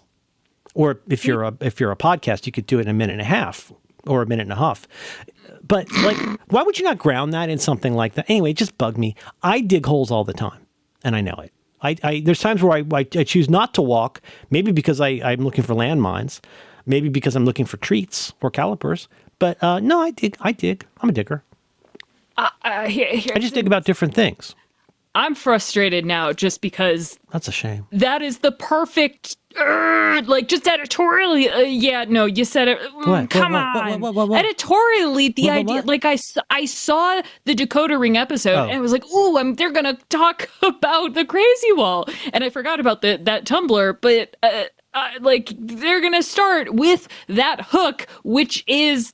in order to get people to listen to more, you could start out. You could be Sally Parmesan, and you start out that show and Sally Parmesan, Parmesan, herpes, Parmesan. And you could say, whether you realize it or not, like there's an image that you've seen, blah blah blah, and then they could play a clip so that the insiders would instantly up a quick clip of him saying, I'm trying to figure out who this Pepe Sylvia is, or whatever the line is. Pepe Sylvia. You could do that whole thing in like a minute. And that frustrated me, but that's okay. Like, we all make different choices.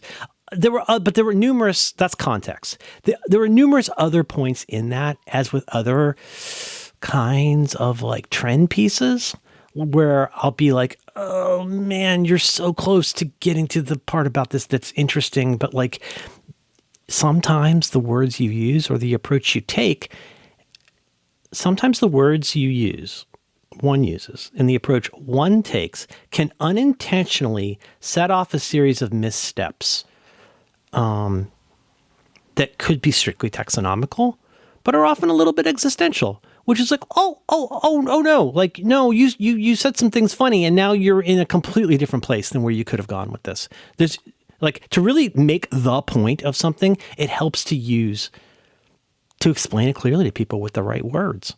And like, that is a digger for me. That's a digger. I don't think we say that anymore.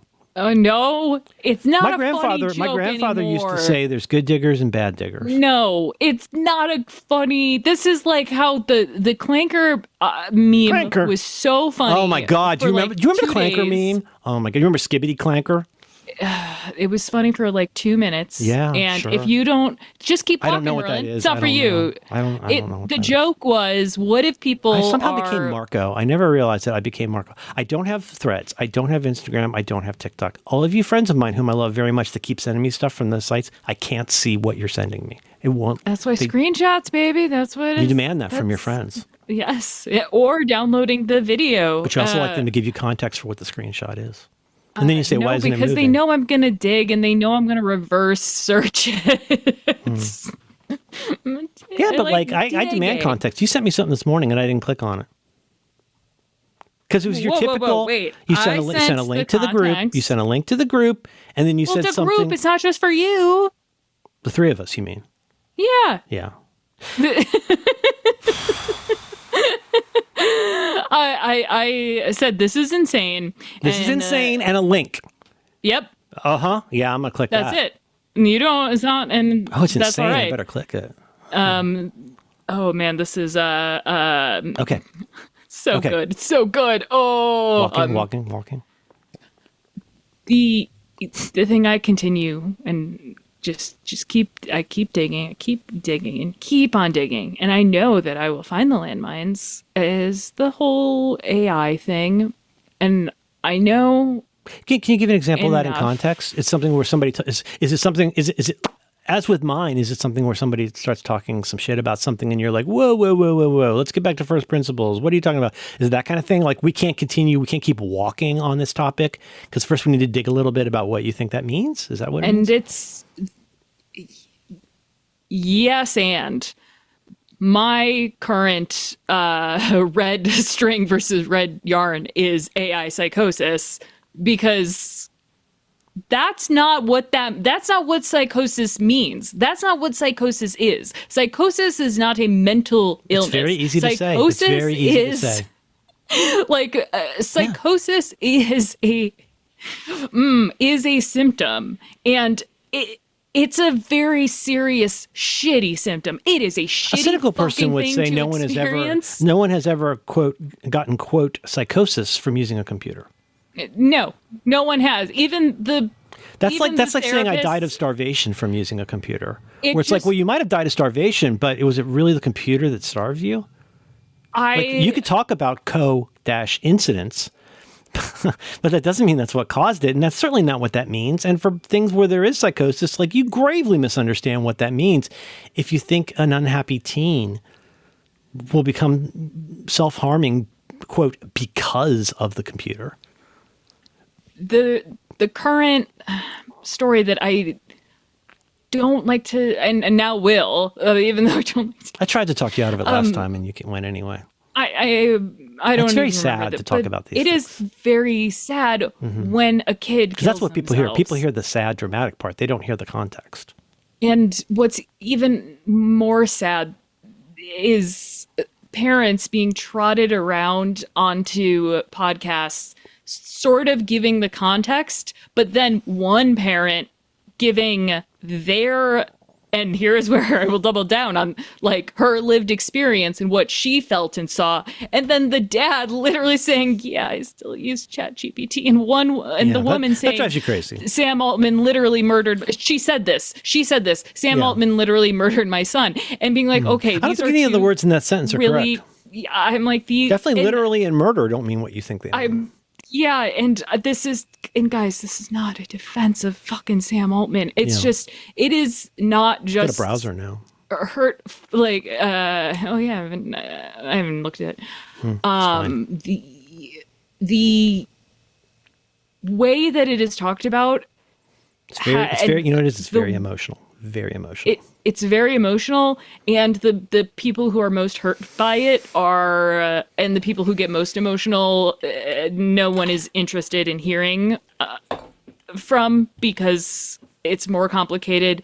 It's often more sad, and involves far more than a motherfucking computer. Can I just say, and this is nothing, I really want to be super clear, this is nothing against any parents about this, but like, can I just say, like, the last person in the world, for all kinds of reasons, the last person in the world I would want to put on TV or stick in front of a microphone is two parents who just lost their kid, and then to ask them to explain how they lost their kid from their POV is, on the one hand, like, obviously incredibly, you feel very sympathetic or empathetic about like what happened to that person. But like, again, emotions don't explain things. Emotions just make us explain them louder. And like, is the most that you learned, that you, the listener, learned about psychosis this week is what they heard from two grieving parents? That's not where you should be getting your psychosis news. And Merlin, not just two grieving parents, but the lawyer who, because a lot of people don't dig, they don't know that this lawyer is part of. Is he one of those? I get it. He's the class action guy who is, I'm good, I'm suing Facebook. He's like that one guy, or Reverend Al, like one of the. There's that one guy. There's that one guy, and I'm not criticizing, but I think he might have been the George Floyd lawyer. But that one guy where when horrible shit would happen to black people, he'd be on TV within an hour, like sitting at a table with them. And that would be also the suing man. I am biased because this firm, one of their locations is in Chicago, and they are like the startup of law firms going after their startups, and like it's all so incestuous and exploitative, and it just becomes more ghoulish that I'm like, I shouldn't need to. But yeah, greedy way to gobble up opportunity. It's kind of gross. It's a typical. But we're talking about opportunity gobblers. It's a hospital. Yeah. I mean, it's a hospital chasing, like or ambulance chaser or whatever. But even aside from this one really sad case, like that's the thing, is fixating on this one sad case also does not do anything, and which is why I try to like be like no, and because surprise, there's more guns than people in America, and that's what we're worried about. Whenever I hear a story about reported self-harm, AI, anything, I'm just immediately, I'm like, this. Well, it's another example of look what I almost stepped in. True. It's like you go there and you try and get the machine to tell you to drink bleach, and then you go, the machine told me to drink bleach, and you're like, oh, that'll show me. It's like, that's what it feels like. It really feels like there are people who go into this like saying, oh my gosh, I wonder if I can get this thing to tell me to take heroin. Yes, and I don't think I've never had ChatGPT tell me to do weird shit. And I'm self-involved enough to, and I will say this sometimes publicly and always privately, I'm better at this stuff than you guys are. And that's why I'm not bad. That's why I'm not bad at it. I don't have a problem with it. I understand what it's for. And I don't ask for relationship advice from a Coke machine. Never have, never will. Like, I use it what it's for. I don't ask hammers to improve my relationship with Jesus.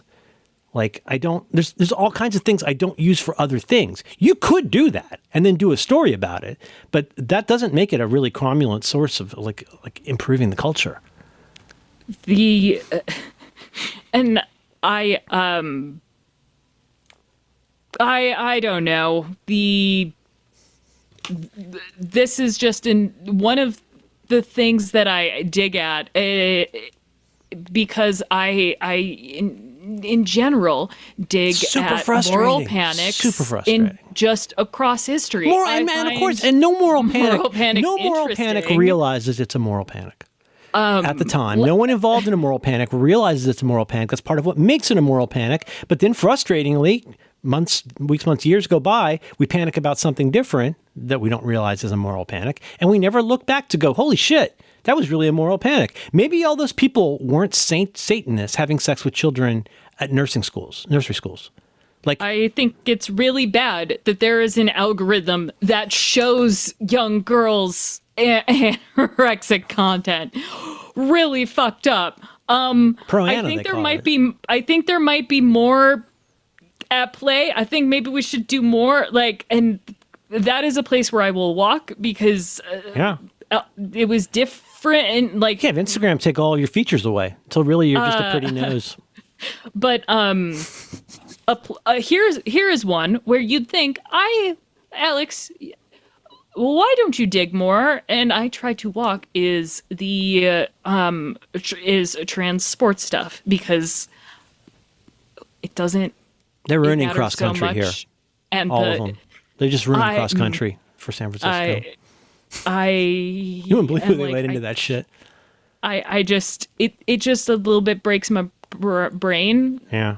Still, because but there's certain kinds of things that we talk about trauma, me and you, and we talk about the way that a traumatic event leaves you with. I'm using my words here, but wait, sorry, genuine. I did not describe that by digging. I mean trying to talk to someone and convince them why there is nothing they should stop thinking about. Well, I mean, maybe one way to put it also is that, talking to somebody and trying to give them a point of view that, well, never mind. I sound like I'm correcting you, but it's difficult to talk to people about stuff like that one does have some subtlety on, because I keep bringing up emotions, don't I?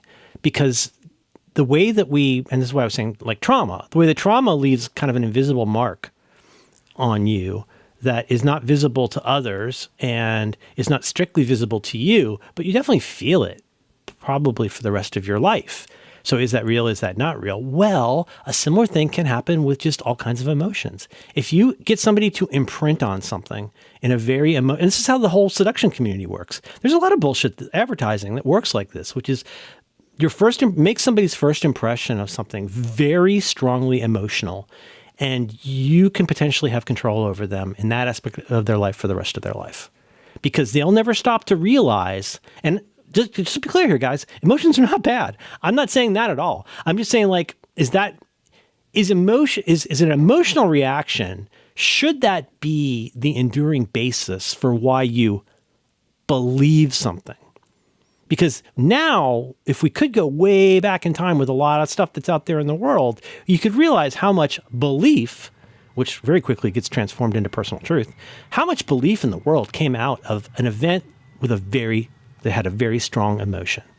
And, if you're like, dudes in dresses with purple hair, made it so my kid can't win the swim meet. And whether that's true or not, if you can imagine it, then that becomes the emotion. And that emotion, I speculate, the emotions that people feel about these things endure so much longer and so much more deeply, and if I could say personally, so much more perniciously than people are willing to realize.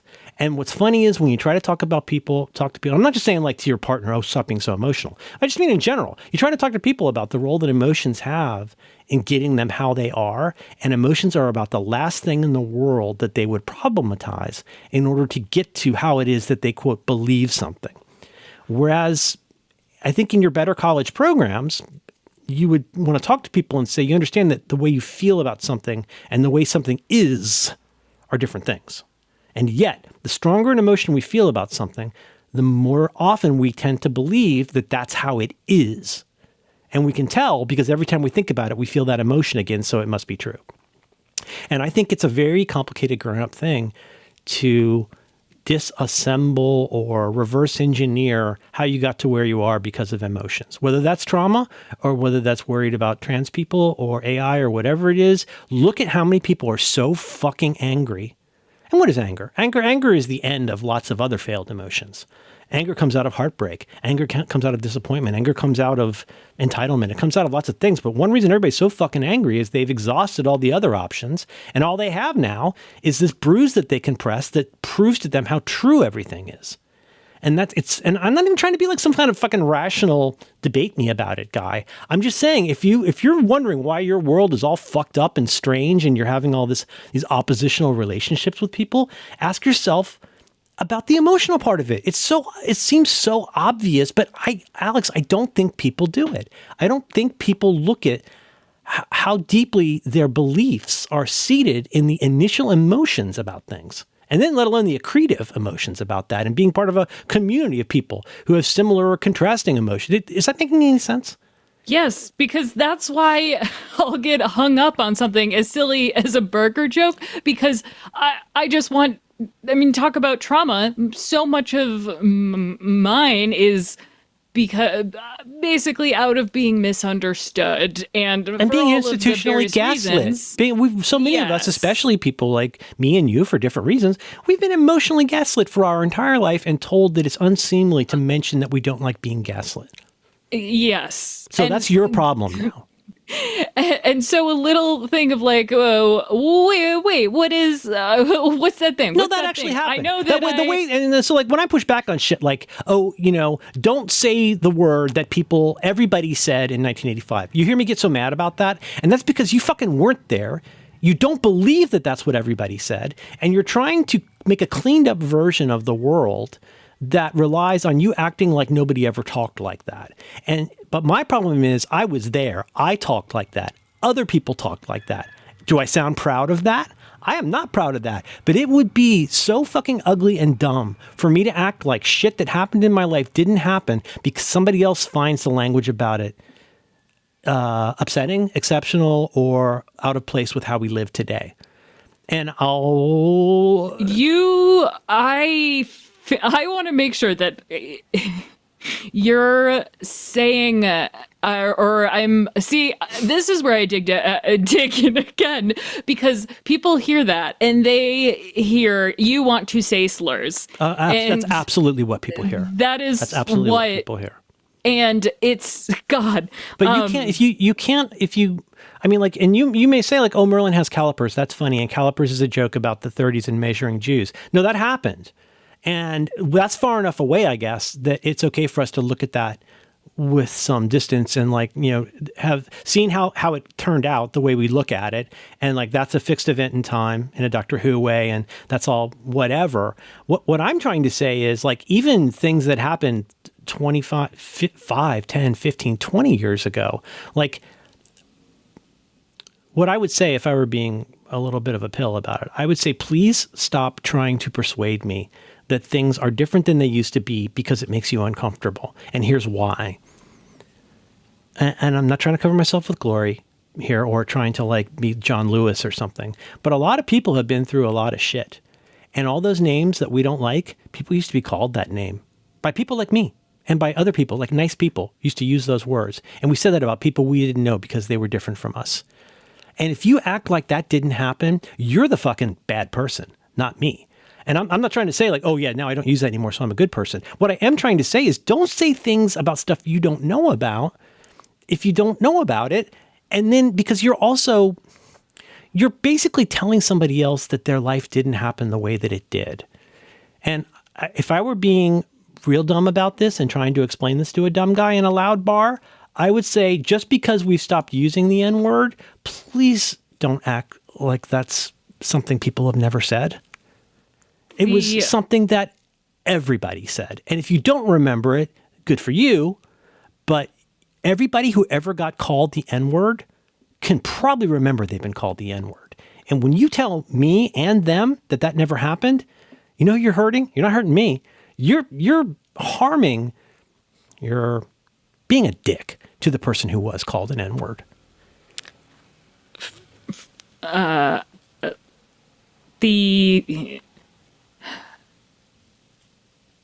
Yeah, no, but it's That's okay. You can just keep talking. You can keep talking about AI. It's fine. No, people.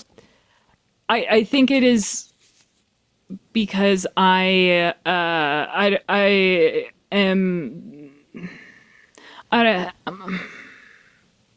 I don't like talking about the N word, but no, yes, it doesn't have to be that. It's true for the F word no, too. That's though. What It's true for all. It's true for all. All I'm trying to say. I have bonded with people over like the one of the few things like people love to really lump in racial minorities with sexual and gender minorities, and. It's who loves that is really civil rights. Similar, black civil rights people in their 80s. They love that.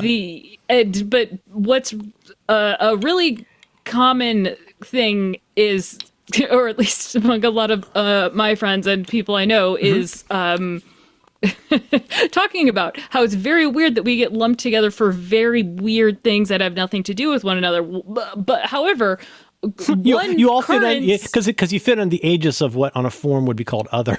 It's because you're other. That is you're other. That's genuinely your problem. It is kind of hurtful. No, not kind of hurtful. It's hurtful. It doesn't mean that I'm angry about it all the time or upsetting, but like a thing that we will talk about is when our friends pretend as if we didn't call things gay, or that like my black friends pretend like.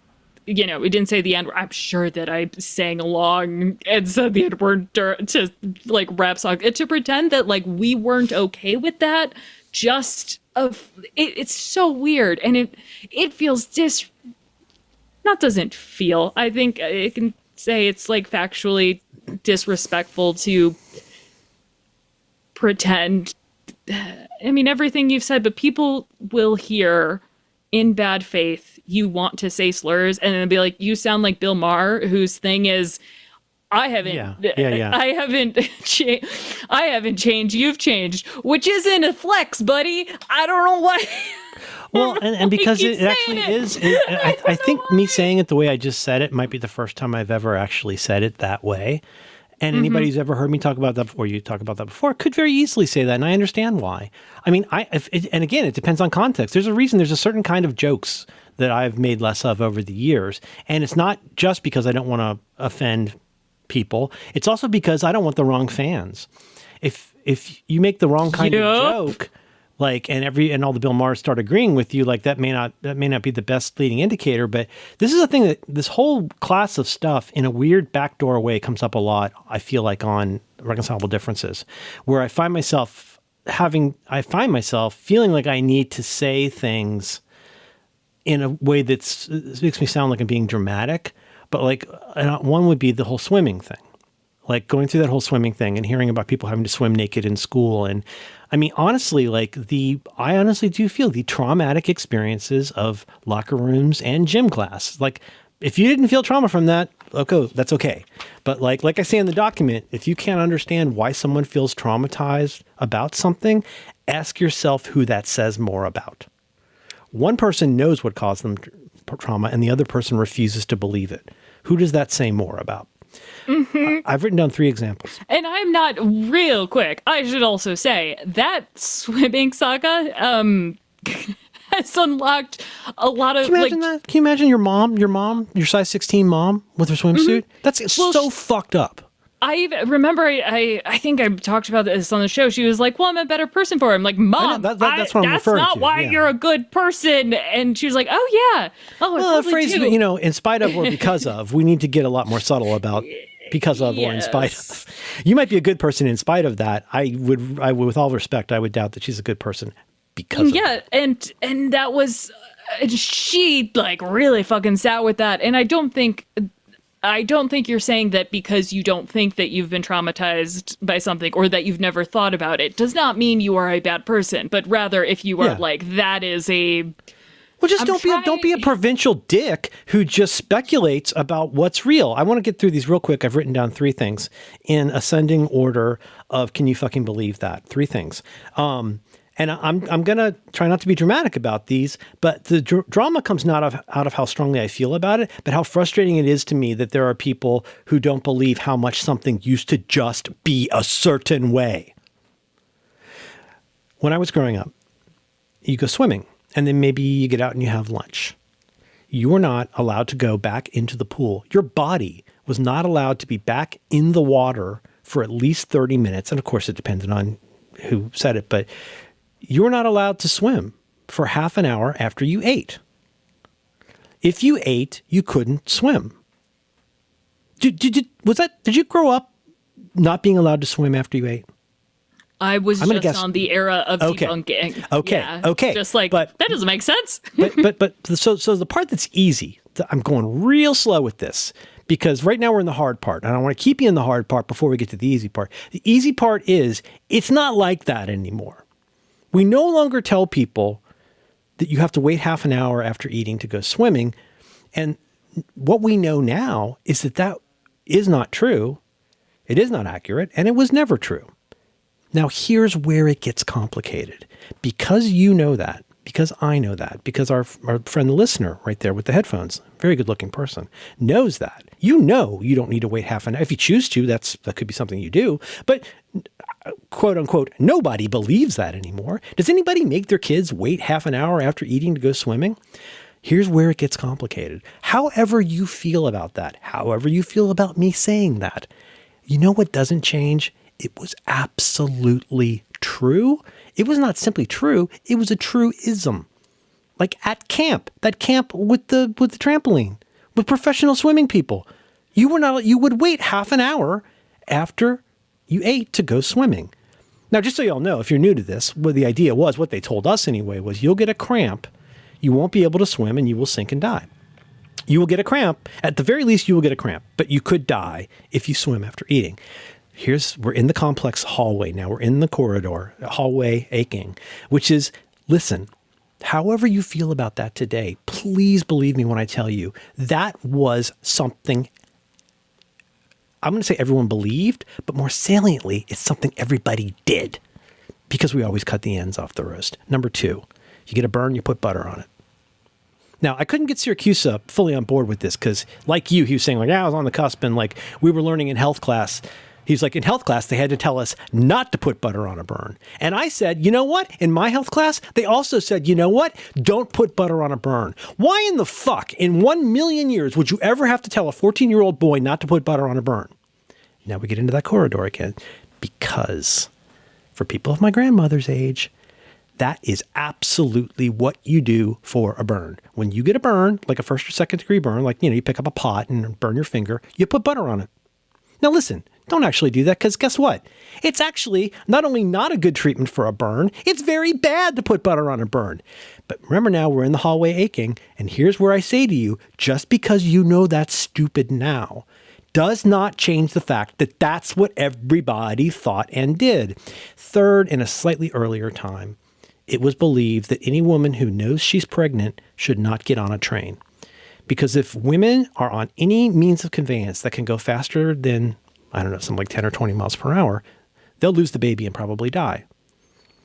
So women did not go on trains. And I would have to speculate in some cases were actively discouraged from riding on trains. Now today, the thing is that, as Stephen Colbert would say, it has truthiness to it because today, women are told very specifically, when you're at this stage late in pregnancy, do not get on a plane. It's a different kind of travel, different kind of thing. But it feels similar. Oh, yeah, women weren't allowed to ride on trains because they were pregnant. Women shouldn't fly today when they're pregnant. And it's like pretty soon that all just turns into this slurry of pseudo-facts.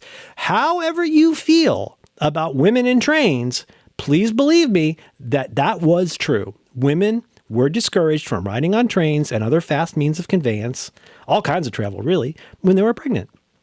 Okay? Swimming and eating, butter on a burn, women on trains. Please don't tell me that was never true. Please don't tell me that didn't actually happen. Because you have so much certainty about how it's not only untrue, but it's implausible, and you roll your eyes over how fucking stupid it was. That's what people believed, and that's what people did.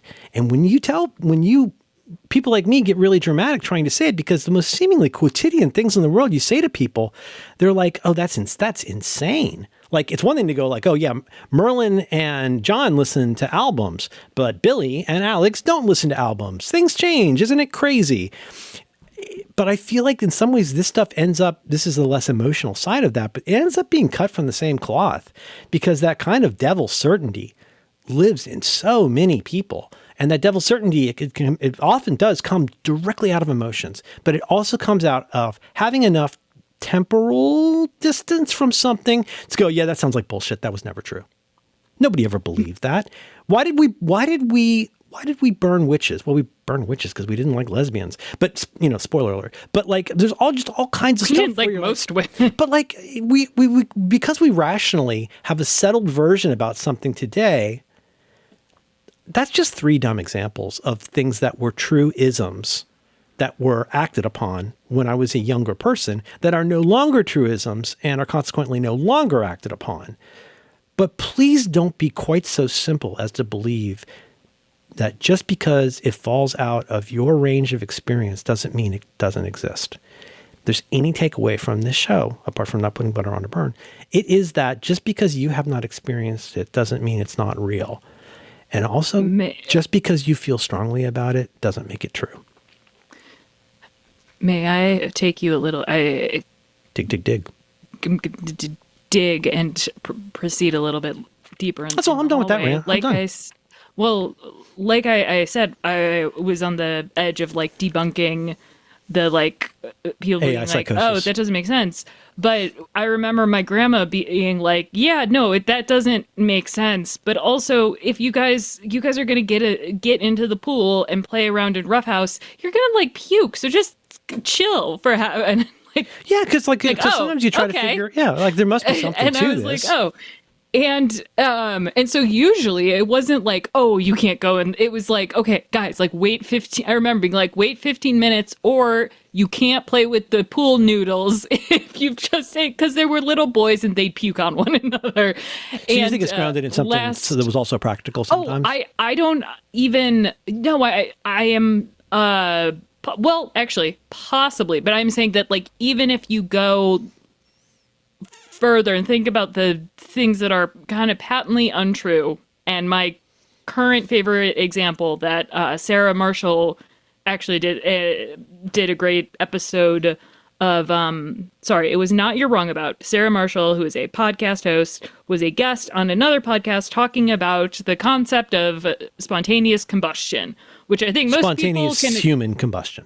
Yes, spontaneous human combustion, which sometimes for whatever reason something happens and all or part of a person is suddenly spontaneously aflame. Mm-hmm. Yeah, which is bursting into flames. A person could burst into flames. Yes.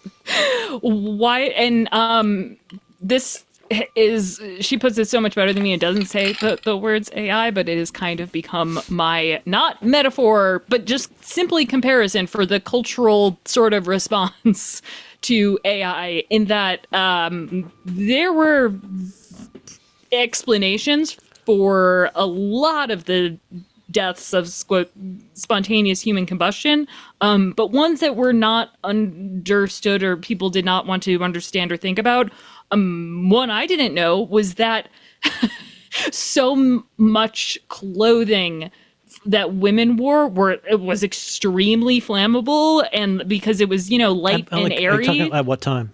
We're talking about in the era of the Victorian like cotton things. era. Okay, so cotton things or wool things, and then later on stuff like rayon and nylon, which are literally made out of oil.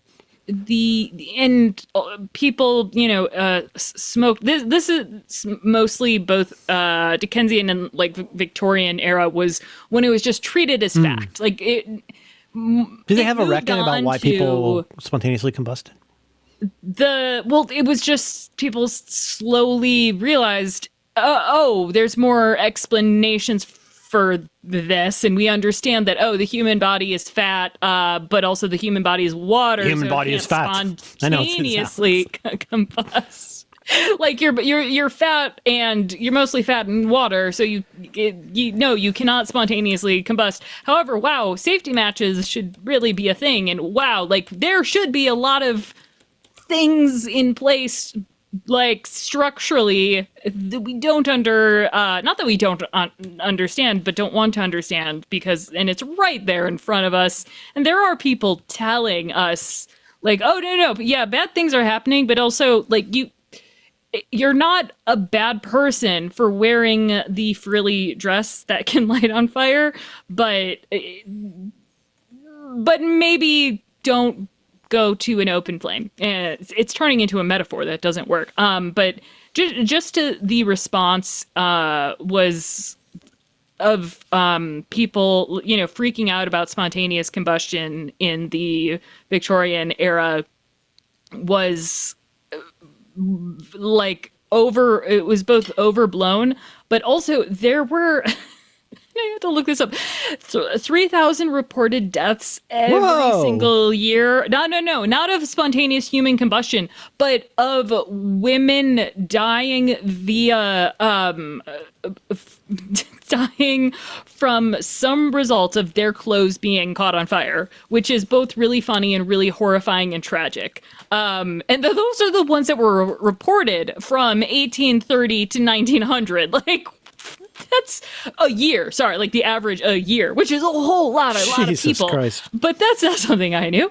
And like, wow, not good. But synthetic fabrics also a great thing. Matches, a great thing. And she just talks about him. Fire's fine as long as we use it in moderation. Like, but it became like a moral failing of if you knew someone who had spontaneously combusted. Like, it was so weird. That happened to a friend of mine. Merlin, there were some instances in the 80s where someone spontaneously combusted, but he was standing by a gas line, and there was a that just shows you shouldn't stand. Fireman. Yeah, don't stand. Well, you also shouldn't sit though, because one of the guys, he was by an oxygen tank that wasn't properly sealed up, but he was sitting and he spontaneously combusted. God, I'm thinking more about spontaneous combustion than I have in a really long time. A running bit in the 70s on SNL that some of you older folks will remember was a running bit with Steve Martin called Theodoric of York. Started out as Theodoric of York, medieval barber. You know, the thing you'd hear when you were a kid about how barbers were also doctors at a certain time. And so Theodoric of York, played by Steve Martin, and it's a pretty funny bit. I think Jim Downey wrote some of these. But he played it just as Steve Martin, the Theodoric of York. And he would treat people in all these like crazy, like medieval ways. And there's a lot of leeches, and it's a very funny bit. But I can't find the quote, but there was one time, because it always ended with him saying something about, let's see, here's one. I'll do everything humanly possible, but unfortunately, we barbers are not gods. You know, medicine is not an exact science, but we're learning all the time. Why, just 50 years ago, we would have thought your daughter's illness was brought on by demonic possession or witchcraft. But nowadays, we know that Isabel is suffering from an imbalance of bodily humors, perhaps caused by a toad or a small dwarf living in her stomach. That's what it feels like to me. And imagine that. It's funnier when you hear Steve Martin do it, dressed in filthy medieval garb with John Belushi as a hunchback. But I'm looking at it. But nowadays, we know that Isabel is suffering from an imbalance of bodily humors, perhaps caused by a toad or small dwarf. So that's advancement. Right? We used to think this crazy thing, and now we think this new thing. And the new thing's definitely not a crazy thing, but it definitely displaces what we know about the crazy old thing. And that's kind of what it feels like sometimes, is like we're always kind of catching up on our own ideas about causation and truth in the world, both. And I think that makes it complicated. Like, you don't want to be Theodoric of York. Don't be that confident in your medieval barbering skills. No. Not you. I'm not talking about you. I like experience. You. 2 hours and 6 minutes. I know. God, really? Yeah. Oh, the second worst episode. I don't know about that. A Pretty Nose, Zach Friedman. Did you notice, or is there anything else you want to share about this? Like, did it get you thinking in an unusual or new way about how you do stuff in the world? Not really, just noticing it more because noticing how, why, and when you dig. Why? I think I know why, but just reminding myself that ADD helps. Honestly, ADHD. I mean, people love to talk about the hyperactivity part and the inattention part, but boy, I sure wish people would remember that the other part of ADHD, a huge part of ADHD, if you're living it, in addition to the anxiety, is that sense of like, this is the thing I'm paying a lot of attention to now, and I didn't pick that. That's digging. I do a lot of digging like that. A lot of rabbit holes. I just needed to know about the calipers. I really Yeah. I want this spreadsheet now to measure my phone cases. Have you ever been checked out for a toad or small dwarf living in your stomach? Yes, but it was the humors, so I got that covered. I think you're humorous.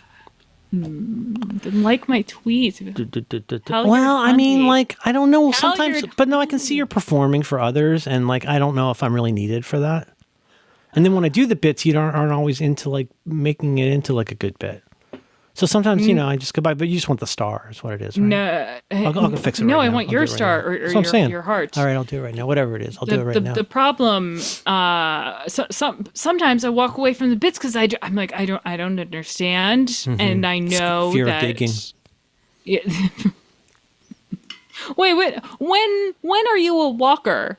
When will I ever stop walking away? Hallway. Aching. It's aching. You can hear just groaning down there.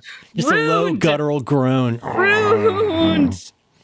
I don't want her hallway to ache. I want it to be satisfied. You want it to be what? What do you prefer? I don't know. Okay. She wants her hallway to ache. Good for her. Well, she didn't say my vagina's throbbing. I think it's just literary a little bit. You ever had parts of your body ache? It could be because of the toad in your stomach. Yeah. Say